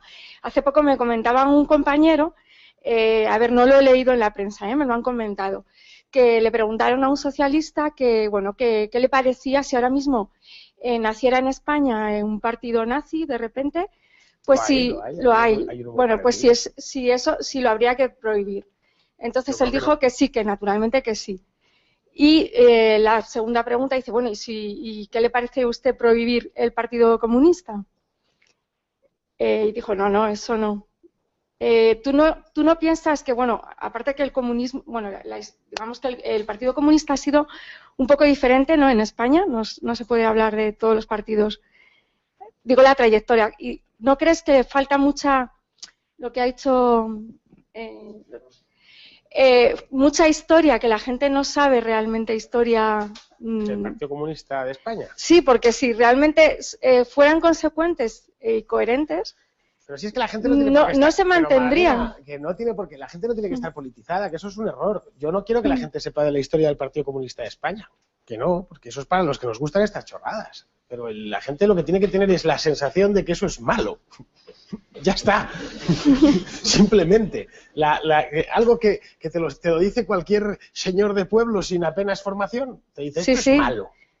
Esto es malo porque estos tíos vienen a robarme. ¿Vale? Ya, pero el poder después que de robarme me van a esclavizar. El poder que tiene el partido, bueno, los sindicatos. Los sindicatos, sí. La gente que, digamos que lleva, pues eso, una identificación de izquierda, en fin, de... Bueno, si fuera un poco más coherente, si fuera más historia, ¿no crees tú que...? Es que tampoco quiero adoctrinar a la gente. ¿Vale? La gente es libre. Me gusta contar cosas y cuento estas cosas porque además, bueno, mi estilo, mi manera de escribir y que es muy por parecida ejemplo, a hablar. en otros países el Partido Comunista también está prohibido. Si lo que quieres preguntar es si hay que ilegalizar el Partido Comunista, no. No se debe legalizar ningún partido. Ya, tú como liberal, volvemos a lo principio, totalmente de acuerdo. No delinquen. Totalmente de acuerdo. Si tú mañana quieres hacer un partido que dice, este partido solo va a ser para hombres de raza blanca, rubios, de ojos claros y que midan más de 1,80. No se me ocurre partido más tonto. En España tendría muy poquitos militantes. Todo hay que decirlo. Pero no se me ocurre partido más tonto. Bien, hay que prohibirlo. No. Yo querría saber tu opinión en concreto del Partido Comunista de España. El PC, joder, es que el PC no existe casi 100 años. El PC va a hacer en 1920, se fundó hace 100 años. El PC fue un partido stalinista, al 100%. Hay una historia buenísima de Gregorio Morán que todavía se puede encontrar. Miseria y grandeza del Partido Comunista de España, que es muy buena. Es la mejor que se ha hecho. Y fue un partido tremendamente stalinista, un partido bueno, fue uno de los, no te voy a decir los responsables de la guerra, pero sí los que más hicieron porque hubiese una guerra civil en España. Tenemos a la Pasionaria, es un ejemplo, ¿no? Jurándose a los diputados en las Cortes, que después durante la guerra civil se demostró como el primer y el más fiel peón de Moscú de cuantos Moscú tuvo en toda Europa, que el italiano, el francés y el español. Bueno, Lister, el general Lister, bueno, general, entre comillas, la Quinta Columna, etcétera, los sucesos de Barcelona, que después en el franquismo se convirtió en un partidillo secta exiliado y después reapareció ya en los años 70 como un partido socialdemócrata, versión hard, pero socialdemócrata, que es lo que soy. ¿Hoy qué pensáis? ¿Que Agarzón es un comunista furibundo? No, ninguno, ni Cayo Lara, ni nada. Lo poco que queda del Partido Comunista un poco radical es Gordillo y la banda esta del Sindicato de Trabajadores del Campo. El resto no, los comunistas genuinos ya se han ido de allí, de ese partido. En España hay un caleidoscopio inmenso de partidillos de extrema izquierda, de corriente roja, no sé, se me ocurren algunos, Partido Comunista de los Pueblos de España. También ha sucedido otro factor en España, y es que la izquierda decidió combatir la misma idea del país, porque la consideraba que era mala, que había que apostar por los regionalismos y por los nacionalismos periféricos. Por eso el PC perdió, en cierto modo, su razón de ser. la izquierda está muy regionalizada, es muy aldeana. Tremenda, o nos viene muy bien, insisto, que sigan así. Lo que nos faltaba en España es que la izquierda se hiciese patriotera, entonces estamos muertos. Es decir, lo que nos salva es que los comunistas en España son todos que si les da por la nación gallega y el no sé qué, el no sé cuántos y la cosa esa de los vascos con los batallones. ¿Os imagináis de verdad todos esos agarrados a la bandera de España, tal, tipo Chávez? Eso sería para morirse, vamos, no porque son gobiernos, básicamente, ganarían las elecciones. Hoy es imposible que gobiernen. De hecho, hay algunos comunistas, el caso de Jorge Bestringe, que conozco. Jorge Bestringe se define a sí mismo como nacional bolchevique, ¿no? Y él dice que el gran error del partido o de los comunistas en España ha sido negar a la nación y que eso les ha ocasionado ser minoritarios, ¿no? O los ha dejado llevar en partidos nacionales, en tal, y debería reclamar la nación española y tal, o franceses y demás. Vamos, poco más te puedo decir. Para una historia PC haría falta una conferencia entera. Otra pregunta y ya termino. ¿Tienes muchísimos libros como historiador? ¿Cuál? Porque tienes un montón en... Vamos. Mi libro... ¿Cuál nos recomendarías para empezar? Enciclopedia Perroflauta, por favor. Vale. Porque en la Enciclopedia Perroflauta, a diferencia de este, o de las batallas, o de 30 siglos o nada, procuro hacer reír a la gente. Y tú sabes que quien me hace reír a un hombre merece el paraíso, ¿vale? Entonces, en este caso, bueno, pues a la gente que se forme o que se entretenga un rato leyendo todo esto, ¿no? Y trato de convencerla, pero con la Enciclopedia Perroflauta trato que la gente se ría. Y lo consigo a veces, ¿eh? Así que esa es la obra cumbre. En el Amazon la tienes. Sí, una cosa. Sin remontarnos al pasado, pues estuve hace unos meses ahí en el pueblo de Rivas, en un chalet en clave burguesa, allí cenando, ¿no? Éramos unas 15 personas y, para mi sorpresa, la mayor parte de los que estaban allí conmigo cenando, pues justificaban el régimen de Castro, o sea, estaban a favor de ello, estaban a favor de la antigua Unión Soviética y, claro, yo me quedé perplejo, ¿no?, de la escena aquella, ¿no?, en la España actual, ¿no? Bueno, Bertolt Brecht vivía en Berlín Este y tenía pasaporte austriaco. Sí, ¿vale? Y nunca se hizo pasaporte de Alemania del Este, eso es muy normal, ¿eh? Entonces yo les dije que si estaban tan mal aquí en un país capitalista, ¿no?, pues que se fueran allí a vivir a Cuba, ¿no? Les propuse eso, ¿no?, a todos, yo solo, hablando, ¿no? Entonces, bueno, me dijeron, llegó uno, dice, así que va de alternativo, ¿no? Dice, no, me lo estoy planteando, ¿sabes? Así. Entonces hacía un pequeño comentario a título de anécdota. Creo que ese se lo va a plantear durante muchos años, porque... No. Hombre, los regímenes comunistas a los intelectuales conocidos en Occidente siempre los trataron bien. El caso de Brecht era alemán, pero después de la guerra se hizo austriaco, y se empeñó en ser austriaco, tenía su dinero en Austria, en Viena, pero él trabajaba para el gobierno de la RDA y tenía un piso allí, tenía un teatro que le puso Ulbricht, que era el presidente antes de Honecker. Y él siempre defendió el comunismo, pero defendió el comunismo teniendo un pie en Occidente. Así es muy fácil. Claro, tú puedes defender cualquier cosa si no la padeces. Como la escuela de Frankfurt, ¿no? No, pero claro, si todos estos pues son señoritos que no lo padecen. Eso te lo dicen a veces gente del este.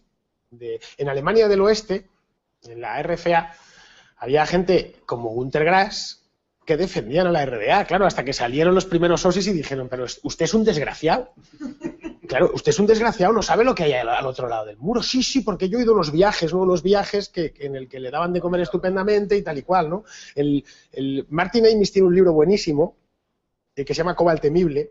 Martin Amis, bueno, su padre fue también escritor, uno de los intelectuales británicos en los años 40 eran todos comunistas. Eran señoritos que vivían en mansiones, en manors de estas a las afueras de Londres o de Oxford, profesores de universidades prestigiosas, pero eran todos comunistas. Y ahí mismo era una excepción. Entonces cuenta Martin Amis, que, bueno, el libro este debe tener 10 o 12 años, que él lo había vivido de niño, de los años 50, 60, como todos los amigos de su padre eran comunistas, pero eran señoritos ingleses de club. Pero todos eran comunistas. El propio Martin Amis se crió en ese ambiente. Y eran todos señoritos, bien, vale, hasta que, bueno, empezó a enterarse. Y mucho antes de eso, en tiempos de Stalin, invitaban a los intelectuales occidentales para que se diesen unos paseos por la Unión Soviética y los llevaban en pleno Holodomor, que fue el holocausto ucraniano, que murieron 5 millones de personas de hambre, las mataron de hambre, el que hubo incluso episodios de canibalismo, que se comían a los niños y se vendían niños y cosas por el estilo, cosas horrendas. En el libro ya hay un capítulo sobre esto. Había trenes que circulaban por Ucrania cargados con intelectuales, con escritores, con músicos, con directores de cine occidentales, pues había de todas las nacionalidades, que veían, pues claro, pues cadenas de hambrientos por los caminos y preguntaban al guía, oye, pero ¿y estos de ahí? No, bueno, eso es una cosa de... Sí, gente, ya sabes, antirrevolucionarios, pero bueno, es una cosa inevitable. Y los otros se quedaban a gusto. Bueno, vale, sí, claro, si construir el paraíso requiere que mueran unos pocos, cualquiera de estos está dispuesto.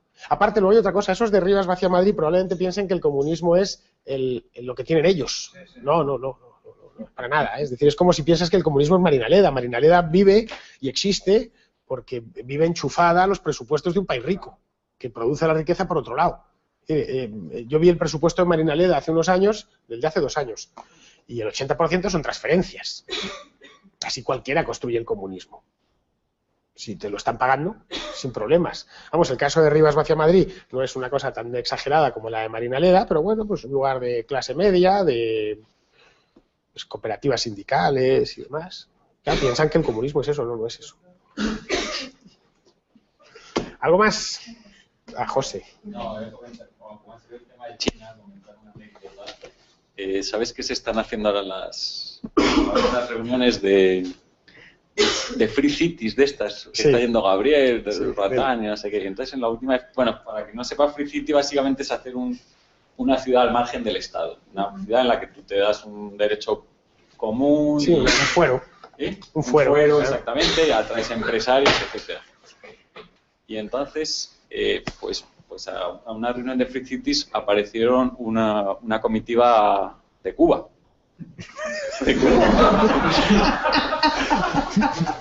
No, y entonces, claro, Gabriel dijo, pues, habló con ellos y dice, no, es que a nosotros esto nos interesa mucho porque los chinos han sido unos tíos muy inteligentes.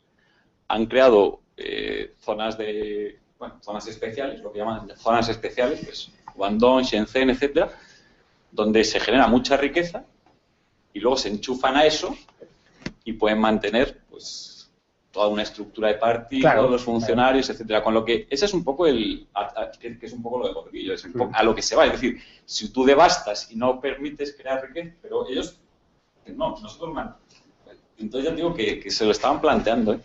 Y que el Partido Comunista de Cuba, el Partido Comunista de China es un poco eso, es decir, tú ves en China hay un sector privado que produce mucho, básicamente con inversión extranjera, al que se le deja producir y despedir de un día para otro, y luego todo ese dinero se gestiona por un sistema bancario que infla de dinero a todas las empresas públicas que pierden dinero, a los partidos. Claro. De ahí que el sistema chino tampoco sea configurado como tal, sea muy sostenible en el futuro. Es decir, en China tienen que suceder muchas cosas que si las supiese yo no estaría aquí, estaría tratando de hacerme rico por ahí, aconsejando a algún millonario, ¿no? Pero que China no se va a quedar como está. Eso es una cosa que todo el mundo, es un país demasiado grande, demasiado poblado, tremendamente envejecido. Es decir, los chinos, una medida comunista, por cierto, que era la que prohibía tener más de un hijo, pues les va a terminar pasando factura, y les va a terminar pasando factura en una generación. Y es que va a ser un país con mucha gente mayor y una pirámide de población invertida, con muy poca gente joven, que a fin de cuentas es la que genera riqueza, ¿no? La que trabaja y demás. Pero en China yo creo que en los próximos 20 años van a pasar un montón de cosas. También llega un momento en que los chinos se harten de tener al chulángano del Partido Comunista, tal, ¿no? Querrán una democracia más o menos normal, donde puedan elegir a sus representantes y demás, ¿no? Tener libertad de prensa, poder opinar, poder tener cenas con los amigos y decir que ellos creen en otra cosa, ¿no? Que ahora no pueden.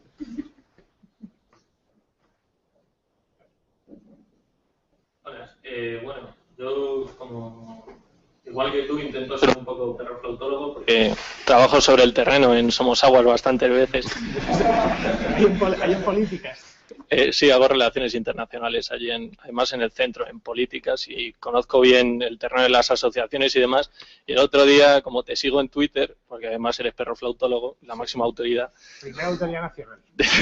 Decías que los chicos del 15M han dejado de ser gente del 15M y han evolucionado al comunismo, y yo mis informes... Esa es mi observación empírica del terreno. Ya, poco a poco van abandonando. Quería preguntarte de por qué pensabas eso, porque yo sobre el terreno veo que no van tanto hacia el comunismo, pues de Nicolae Ceausescu, de Honecker, de más prosoviético, y han evolucionado, digamos, a un garzonismo de Alberto, me refiero. O sea, a garzonismo, pues eso, a una nacionalización de los sectores estratégicos, este tipo de cosas.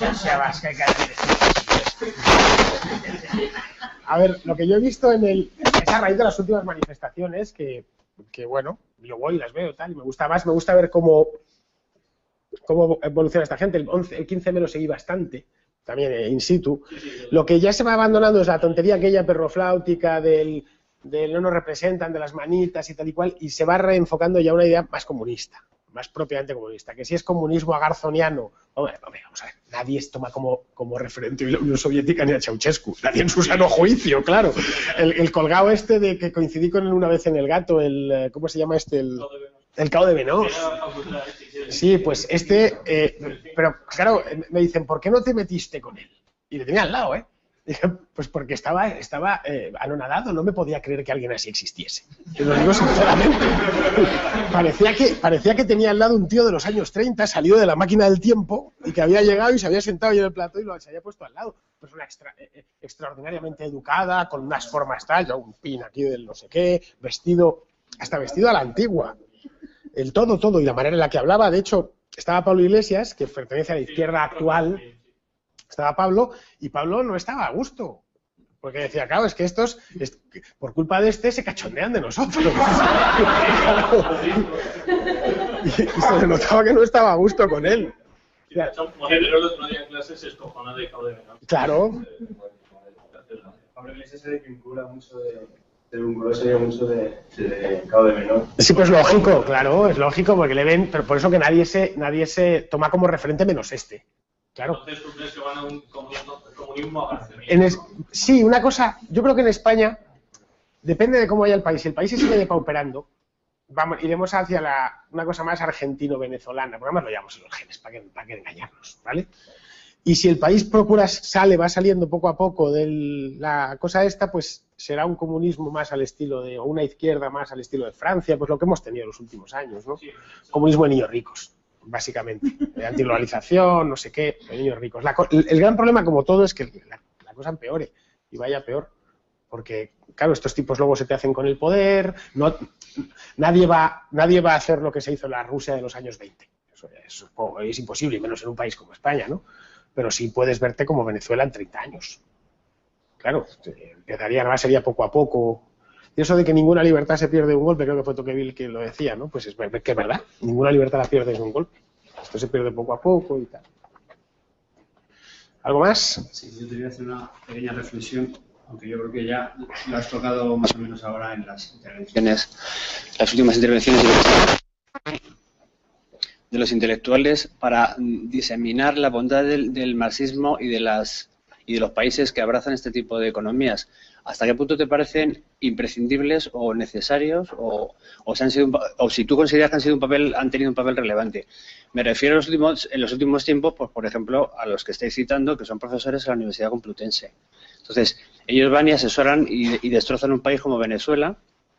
Y luego siguen dando clase. Tanto como destrozarlo. Bueno, quiero decir, bajo sus directrices, las directrices de la banda de Bestringe han conseguido que Venezuela sea el país que es. Más o menos creo que tienen algo de relación. Que no es responsabilidad suya directa, es de Chávez y los que gobernaron allí. Ellos fueron allí, bueno, pues a hacer la Constitución. Creo que en Bolivia también hicieron una cosa parecida y demás. Bueno, pero de todos es conocido que Juan Carlos Monedero está ahí dando clases, que Bestringe ha estado asesorando al ejército venezolano y que la banda de Fernández Liria y todos estos marxistas son neomarxistas. Dan allí clases y asesoran como de ser el nuevo hombre venezolano. Entonces, pues, el papel de estos es importante.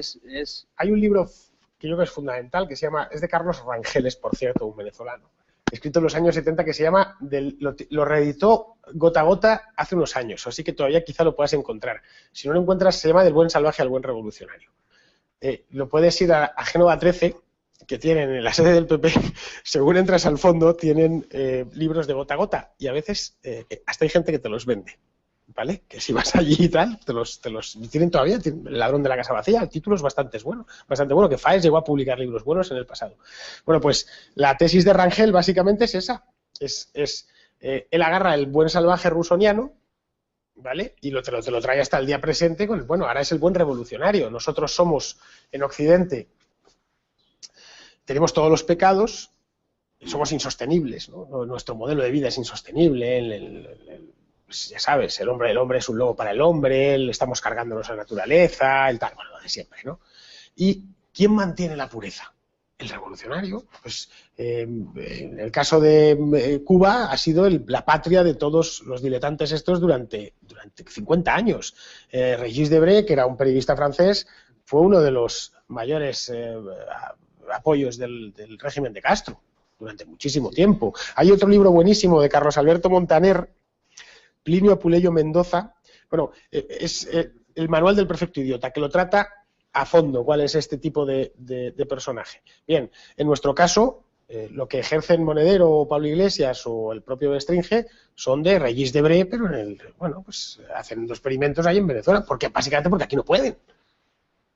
Todavía. ¿Vale? Su papel fundamental es cantar, alabar en su sistema, viviendo aquí, como tú estás describiendo, como niños, de forma opulenta, te quiero decir. Pero es que Régis Debray vivía en Francia, iba a Cuba, y no solo estos, escritores, músicos, actores. El caso de Willy Toledo es el último de una cadena larguísima de gente de la cultura, que llaman ellos, ¿no? Willy Toledo ya está dando discursos en la Complutense, por si queréis. ¿Ha vuelto ya? Sí. ¿Ha vuelto Willy Toledo? Sí, estaba en la facultad el otro día. Sobre sus experiencias, ¿no? No, era sobre teatro. El teatro en Cuba, ¿se entiende? No sé, era una asociación de personas que estaban por allí. A las 6, un miércoles, además, o sea, no había ni... De todas maneras, esto del mundo de la cultura no es marxista, ¿eh? Ni siquiera es leninista. Lenin era un tío mucho más directo. Esto viene de Gramsci. El socialismo sufre, o el comunismo sufre una mutación en los años 30. ¿Sabes que Antonio Gramsci le conoces? Sí. Es un comunista italiano que Mussolini apresó y lo metió en la cárcel, y ahí se dedicó a pensar. Y Gramsci básicamente lo que vio es que una revolución como la soviética, de las mismas hechuras, no iba a funcionar en el occidente europeo, porque había clases medias, eran países donde las desigualdades de renta no eran tan grandes, no existía, vamos a ver, la Rusia de los zares, un país que había crecido mucho los 20 o 30 años antes de la revolución, pero todavía era un país muy atrasado, tremenda. Los campesinos acababan de ser liberados de la tierra, como aquel que dice, medio siglo antes, ¿no? Entonces, dijo, bueno, pues aquí lo que hay que hacer es básicamente tomar el mundo de la cultura, tomar la conciencia, asaltar la conciencia. De ahí que la figura de... A mí, de hecho, Monedero me recuerda a Gramsci. Sí, de aspecto incluso. Las gafitas, tal, me recuerda a Gramsci. Sí, seguro, vamos. Sí. Es decir, que hay que tomar, pues hay que tomar las universidades, hay que tomar la conciencia de la sociedad. Los medios de comunicación, el cine. Es decir, aquí en el cine español se hicieron películas que gustaban a la gente hasta que las tomaron estos. Entonces empezaron a hacer tostones ideológicos que nadie ve. Claro, la gente va al cine o ve películas para entretenerse. A partir de los años 50, 60 es cuando empiezan Hay una película española que es de Bardem del año 76, que se llama El Puente, que es la historia de Alfredo Landa. Por cierto, la película no está mal, está bien hecha, más Alfredo Landa hace un papelón y tal. Es un tío, un obrerete de Madrid, que en el puente de agosto, del 15 de agosto, un tío que trabaja en un taller, que está soltero, ya cuarentón y demás, y pues tiene previsto irse con la novia a un pantano de las afueras de Madrid. Pero la novia le deja para irse con unos amigos y él se cabrea y dice, pues yo no me quedo el puente en Madrid. Y se va con su motillo, una Montesa de esas antiguas de los 80, se va hasta Torremolinos. Pero claro, tarda en llegar 4 días a Torremolinos, es como una especie de viaje iniciático, ¿no? Y se va encontrando con injusticias por el camino. Entre ellas con la madre y la novia de un etarra en el Peral de Ocaña, que las pone como si fueran, pues eso, cada año 1976, ¿no? con injusticias, y a la vuelta pues decide él que pasaba de los sindicalistas de su taller, pues se sienta allí, se enciende su Ducados y tal. Bien, películas como esas hay un montón, que llevan una cantidad de veneno ideológico brutal, son fundamentales. 3/4 partes lo mismo con la universidad. Ya está, te dan a la toma, y los medios de comunicación. Nunca os habéis planteado que en 1975 en España no había progres, y en el 85 el país estaba lleno. Muy poquitos. Se habían cosechado, literalmente, plantado y cosechado, ya está, básicamente el país y todo lo que le rodea. La izquierda sigue en la guerra civil. Pero eso es una cosa muy reciente, Lo de la... No, pero eso de la guerra, el guerracivilismo es una cosa bastante reciente. Yo estudié historia en la carrera de historia en la Universidad Española y no una universidad privada, en la Autónoma de Madrid, que no es precisamente, que es muy de izquierdas, vamos. Ahí en filosofía y letras se hacía San Canuto y todas estas cosas. Y sí, era una facultad muy, muy combativa, ¿no? Y no era un tema de que se tratase a menudo, ni entre los estudiantes de historia, ¿eh? Te estoy hablando de el primer lustro del año 91 al 96, vamos. Y no se hablaba apenas, o se hablaba poco, vamos, algunas veces, tal. Esto vino después. La obsesión con la guerra civil viene en la década pasada.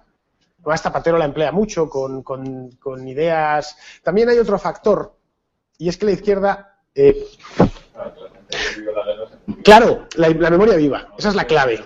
Esa es la clave. Tú puedes, una vez la memoria viva muerto, ha desaparecido, puedes inventarte una época si quieres, si así lo deseas. De la misma manera que en Cuba se han inventado una dictadura de Fulgencio Batista de nunca jamás, pues aquí inventaron una república de nunca jamás, ahora están con la guerra y después vendrán con el franquismo, que ya se han puesto a ello, ¿vale? Además, de una manera, a pesar de que el franquismo es de las etapas más largas y más complejas de la historia de España, de toda la historia de España, lo simplifica, ¿no? Que bueno, los generales, tal cual, no sé qué, que mataban a todo el que les llevas la contraria y punto pelota, ya está. Y estábamos nosotros allí luchando. Bueno, una versión simplista de la historia y claro, en el momento en que no quede gente que vivió el franquismo que pueda contar o llevarles la contraria, pues ya está. Si dispones de la educación, dispones de los medios de comunicación, ya dispones de la conciencia de la gente. Se les ha abierto un pequeño fallo en Matrix, que es Internet, que no se puede controlar, ¿vale? Y es un fallo que cada vez es más grande, porque la gente ya pasa de ver la tele. Bueno, a la universidad el que va es porque quiere ir. Vamos a ver, las carreras de letras, te estoy hablando, las de ciencias están en lo que tienen que estar, ¿eh? Es decir, cuando hablamos de los problemas de la universidad, son los problemas de la universidad en políticas, en geografía e historia y en todo ese tipo de carreras. Los ingenieros siguen estudiando, ¿eh? Es verdad, no nos vamos el que es aquí estudia ingeniería lo sabe. A ver, los que estudiasteis ingeniería o carreras serias, ¿hacían el tonto en la facultad? No, pues ya está. Es una cosa muy, muy limitada. Una pregunta más. Decía Jean-François Rebel, aunque parezca mentira, Francia también ha dado pensadores muy ilusos. Sí. Bueno, aunque hoy en día no parezca mentira. Pero decía Jean-François Rebel que realmente el fracaso del comunismo no se dio en 1989 con la caída del muro, sino en 1961 cuando tuvieron que construirlo para evitar que la gente escapara. Sí, efectivamente. Entonces, pero siendo tan evidente eso, como el hecho de que además hemos tenido ocasión de comprobar cómo funciona el comunismo en Alemania del Este, Alemania del Oeste, en Corea del Norte, Corea del Sur. Esta semana había un artículo del The Economist donde dice una cosa tan llamativa como que los coreanos del norte tienen 10 centímetros menos de estatura que los coreanos del sur y una esperanza de vida 12 años menor. Taiwán y China. En fin, pero siendo todo esto así, ¿por qué ya, incluso en aquellos mismos tiempos en los que se tuvo que construir el muro, ya había dos Coreas claramente diferenciadas, ¿por qué tenía tanta respetabilidad? No lo sé, pero ¿por qué tenía tanta respetabilidad todavía el comunismo y por qué hoy hay un sector de la población, vamos a poner un 20, 25, 30%, que de alguna forma pues, lo critica o no lo critica y más o menos casi lo disculpa? Yo no llego a entenderlo. Es más, no hace tanto tiempo, hace 15 años, yo recuerdo cuando Manolo Romero, un comunista o de Izquierda Unida, que por lo demás era un hombre simpático, hablando de los derechos de los obreros en España, hablaba de taiwanización. No se le caía la cara de vergüenza de hablar de Taiwán, de taiwanización, cuando estaban ahí los comunistas de la China continental con unos sueldos reales 100 veces menores. Entonces, ¿por qué Pues sin embargo, tarda tanto en perder su respetabilidad? Rebel. Decía, el comunismo es lo único que se le juzga por sus intenciones y no por sus resultados. ¿Vale? Es decir, imaginaos que todo lo que intentamos en la vida se nos juzgase por ello. Te le dices esto a tu jefe, vas a ver, lo voy a hacer tal cual. Y el tío te sube el sueldo. Pues no lo has hecho, pero bueno, te lo has subido, ¿no? No, pues que en el caso del comunismo es así. Es todo, como la intención era buena, ¿sabes? El refrán es español, de buenas intenciones está empedrado el infierno. Pues bien, el comunismo es clarísimo. No, si nuestra intención era buena, si nuestra intención era que se acabasen las injusticias y que ese niño allí no se muriese de hambre. De hecho, siempre se reducen a lo concreto. Como lo de las hipotecas, ¿no os acordáis? Que fue una movida 100% comunista, en todos los aspectos, con las toneladas de propaganda, la señora llorando, tocando el corazón de la gente, etcétera, ¿no? Le salió redondo, además, porque la derecha española no es más tonta porque es imposible ser más tonta, no se la pueden colar por más sitios. Entonces, siempre es eso, que cuando tú juzgas a algo por las intenciones que tiene, claro, pues las intenciones son buenas. Porque, insisto, como decía Chin, miente mucho, entonces no te cuentan todas las intenciones de un golpe. Cualquier comunista te va a decir que todo lo que tú le digas es bueno. Oye, pero me vas a quitar la casa. No, hombre, no, ¿cómo te voy a quitar la casa? Que no sé si conocéis el chiste. Para cada chistes de comunistas hay un montón. Por cierto, Reagan contaba unos chistes cojonudos de comunistas. Los podéis encontrar en internet buenísimos. Esto de que está un comunista con otro ahí en la casa del pueblo y le dice, oye, Pepe, ¿y tú, si tuvieras un yate, se lo darías al partido, ¿verdad? ¿No? Dice, eso, por supuesto. Y tú tuvieras una mansión, en La Moraleja, se la darías al partido también, ¿no? Claro, por supuesto, solo faltaba. ¿Tuvieras un Mercedes? No, claro. Oye, ¿y si tú tuvieras una Vespa, se la darías al partido? No, eso no. Dice, ¿pero por qué no? Dice, coño, por una Vespa sí que tengo. Claro. El comunista te viene, mira, de lo que tú tienes no te voy a quitar de nada, pero eso sí, a ese de allí que tiene no sé qué, se lo voy a quitar para dártelo a ti. Vamos a socializar, a expropiar. Joder, lo de Gordillo asaltando el Mercadona. A cualquier persona normal nos produce violencia ver esas escenas. De cómo entran en una tienda, zarandean a la cajera, se llevan un carro lleno de comida y tal y cual. Estaba todo perfectamente calculado, iban con la lista, efectivamente, no había sido un asalto, un saqueo. Para nada. Es decir, ellos habían entrado básicamente en una pieza propagandística, pero no dirigida a nosotros, a los habitantes de esta ciudad, dirigida al jornalero andaluz. A nosotros nos pareció escandaloso. Ahora, al jornalero de los pueblos de la zona, de tal, ahí está, justicia social, no lo que hacía falta porque estamos aquí muy mal y tal y cual, y le ven como un... El comunista modula su mensaje en función de la sociedad en la que se encuentra. Es decir, para los jornaleros andaluces tiene un mensaje y para el casero vasco, que es un pequeño propietario, otro, distinto. Le voy a decir, no, te voy a quitar el caserío, me voy a quedar con tus patos, macho, y me voy a comer tu foie gras. No, tiene que venderle otro rollo, no, vamos a hacer unas cooperativas aquí, vais a ver, vamos a estar todos muy bien, y no te preocupes que el choco no te voy a cerrar tampoco, pero es total, pero el industrial este del valle que está allá abajo, que fabrica y que se lo lleva crudo, este tío lo vamos a nacionalizar en el acto. Claro, la gente va y compra. Aún así se compra poco, no penséis que el comunismo es popular, ¿eh? Es decir, ya os he dicho que cuando se impone por la fuerza. Que las veces que se impone por las urnas, por convicción de la gente, son muy pocas. Lo normal es que te lo pongan. Venga un tío, ya sea el ejército o rojo, como el caso de Europa del Este, o porque hay una revolución y te lo imponen. Vamos a ver, que la gente no es tonta. Que no hay Juan Carlos Monedero tiene un alcance, su discurso, un alcance muy limitado. Ya está. Yo creo que él lo sabe. Alcance bastante limitado. Bueno, está casi tan limitado como el mío. Bueno, el mío liberal es muchísimo más limitado porque la gente lo que le está pidiendo es responsabilidad individual, lo peor del mundo, la cosa que peor vendes. Nosotros sí que lo llevamos claro al lado de ellos. Buenas, una cosa que estás diciendo, ¿no? Que siempre el comunismo tiene que imponerse por la fuerza, pues no siempre ha sido así. Tienes los kibbutz, ¿no? En Israel. Y claro, muchas veces te dicen, en una discusión, que el capitalismo necesita del Estado, del intervencionismo, del imperialismo para poder surgir y al final eso siempre genera corrupción y tal. Lo que tú estás diciendo creo que más o menos es lo contrario, ¿no? Pero también se da de que en esos kibbutz pues, se crió a la gente, se socializó todo, tenían a los niños y los niños no quisieron eso. Entonces, en el caso de los kibbutz fueron comunas, no fue comunismo. Bueno, pero fue más o menos... Es que el comunismo como... Comunas. Si decimos comunas siempre han existido y van a seguir existiendo. Pero es que muchos comunistas no tienen su finalidad, ¿no? A la Marx, pues es llegar a la sociedad utópica, socialista, donde no hay Estado tampoco, donde todos somos buenas personas y todos actuamos para nosotros, ¿no? Es básicamente eso. O sea, un socialista o un marxista como tal no quiere, o supuestamente no quiere un Estado final. Es lo que con los que muchos debates te dicen eso. Ellos lo que quieren es que todos seamos buenos, que todos repartamos.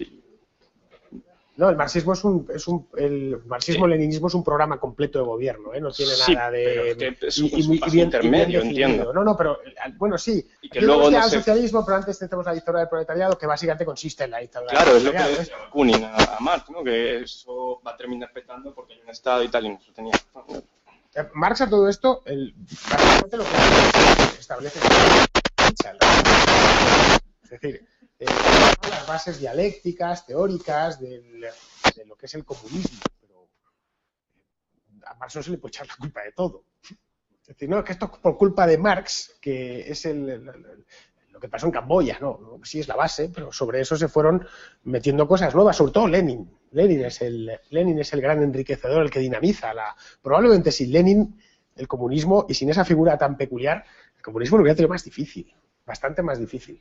De hecho, es la figura central en el comunismo. Cuando empezaron a llamarlo marxismo-leninismo, por algo era.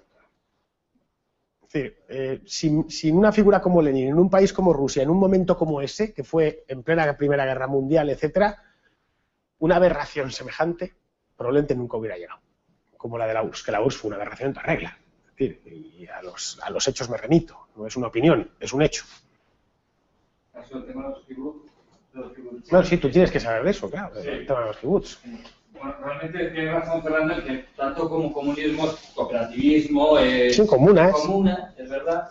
Tenía un amigo que decía que es la única experiencia del socialismo real que no ha acabado en genocidio, lo cual también puede ser bastante cierto, pero lo que sí que es cierto es que al final el kibutz existe lo que tú decías, subvención. El kibutz, la tierra del Estado, se les subvenciona, son ineficientes, tenían un prestigio que viene de la guerra de independencia de Israel, donde cada kibutz en sí mismo es una unidad defensiva, donde cada habitante del kibutz tiene que defender el territorio. De hecho, se da la orden de que estén las familias y quedan los niños. Entonces, claro, cuando tú defiendes tu casa, defiendes a tu querido, luchas mucho más. Eso es evidente. Entonces, eso le da un prestigio social que con los tiempos desaparece. En Israel, el kibbutznik es el paleto. Es el paleto. Es el tío que vive de mis impuestos. De hecho, los kibutz, había varias ramas. Había unas, las más radicales, las más puramente socialistas, comunistas, que son estas de nuestros hijos se educan en las casas colectivas, grillados todos. Acaban todos sumados. En cuanto cumplen los 18 años, se van al servicio militar, que para ellos el servicio militar, que ahí el servicio militar es un tema serio, no es el de aquí, es una liberación. No vuelven, o sea, cumplen los 18 años y no vuelven. ¿De qué se han llenado los que funcionan actualmente? De inmigrantes. Del tío, del judío... Sí, pero los kibbutz han fracasaron hace mucho, argentino, que tienen que salir tarifando de Argentina y acaban en un kibbutz, porque bueno, oye, me dan una casa, me dan tal, me dan lo básico. Sí, su momento... Está bien. Su momento dorado fueron, curiosamente, los años 60, cuando llegaba la gente de fuera diciendo vamos a construir... El comunalismo tampoco funciona, el comunalismo lo que te puede... Vamos, funciona. No produce prosperidad ni libertad. El comunalismo lo que vale es para la subsistencia. Es la horda primitiva. Eso es el comunalismo. Aquí tenemos un poquito y lo repartimos entre todos. Y ya está. Pero no puedes construir una civilización sobre comunas. Comunas sigue habiendo voluntarias. Hay comunas hippies, tal cual. Se va. El kibutz también tiene otra diferencia. En el kibutz tú puedes llevar, si tú quieres ir con un libro de Hayek, nadie te va a decir. Sí, por supuesto. Claro, es que no pretenden cambiar el mundo tampoco. Y es ineficiente, o sea, tú lo ves, la gente no trabaja, la gente se escasea, o sea, tienes uno que está convencido del ideal y que curra por todos. Sí, es un poco lo de las casas ocupadas, el mismo rollo, o muy parecido.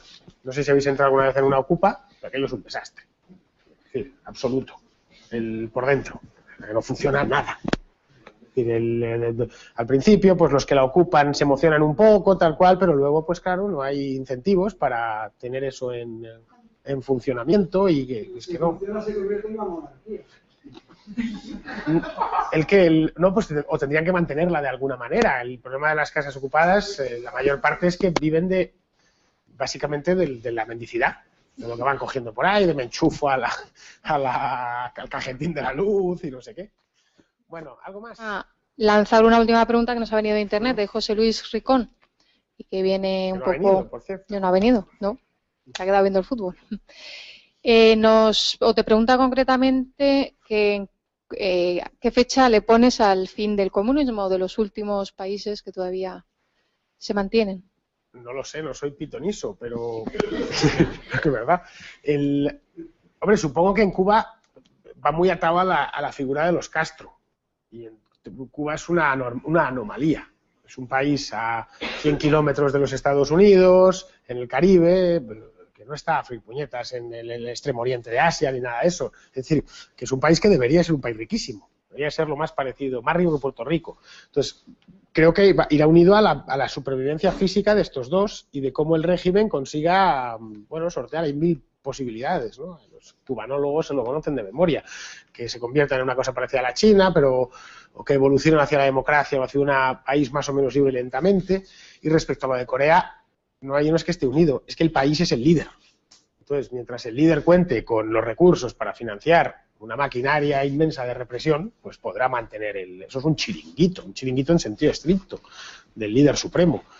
Y en el resto del mundo, pues seguirá habiendo, yo creo que lo de Venezuela nos debe enseñar. Eso de que decía Fukushima del fin de la historia era una sandez integral, y lo era en 1990 cuando lo dijo, no hay cosa más miserable que el historicismo, y era algo historicista más no poder. No sabemos lo que va a ser el día de mañana del mundo. Lo que sí puedo asegurar es que la utopía comunal seguirá. La acampada de sol era una utopía comunal en toda regla. Quien la vio, los servicios, las comisiones, el no sé qué, la cocina, allí no pagaba nadie, dice, no sé quién está manteniendo esto, pero bueno, mientras se mantuvo, ¿no? Porque va inscrita, al igual que otras cosas, los seres humanos, nuestra genética lleva inscrita unas cosas buenas y otras que son malas. Bien, el comunalismo, a mi juicio, es una de las malas. No trae nada bueno y sí bastantes cosas malas en el largo plazo. Pero bueno, y eso es todo. Y José Luis, que deje de preguntar por internet y que venga. Muy bien, pues vamos a concluir la charla de hoy.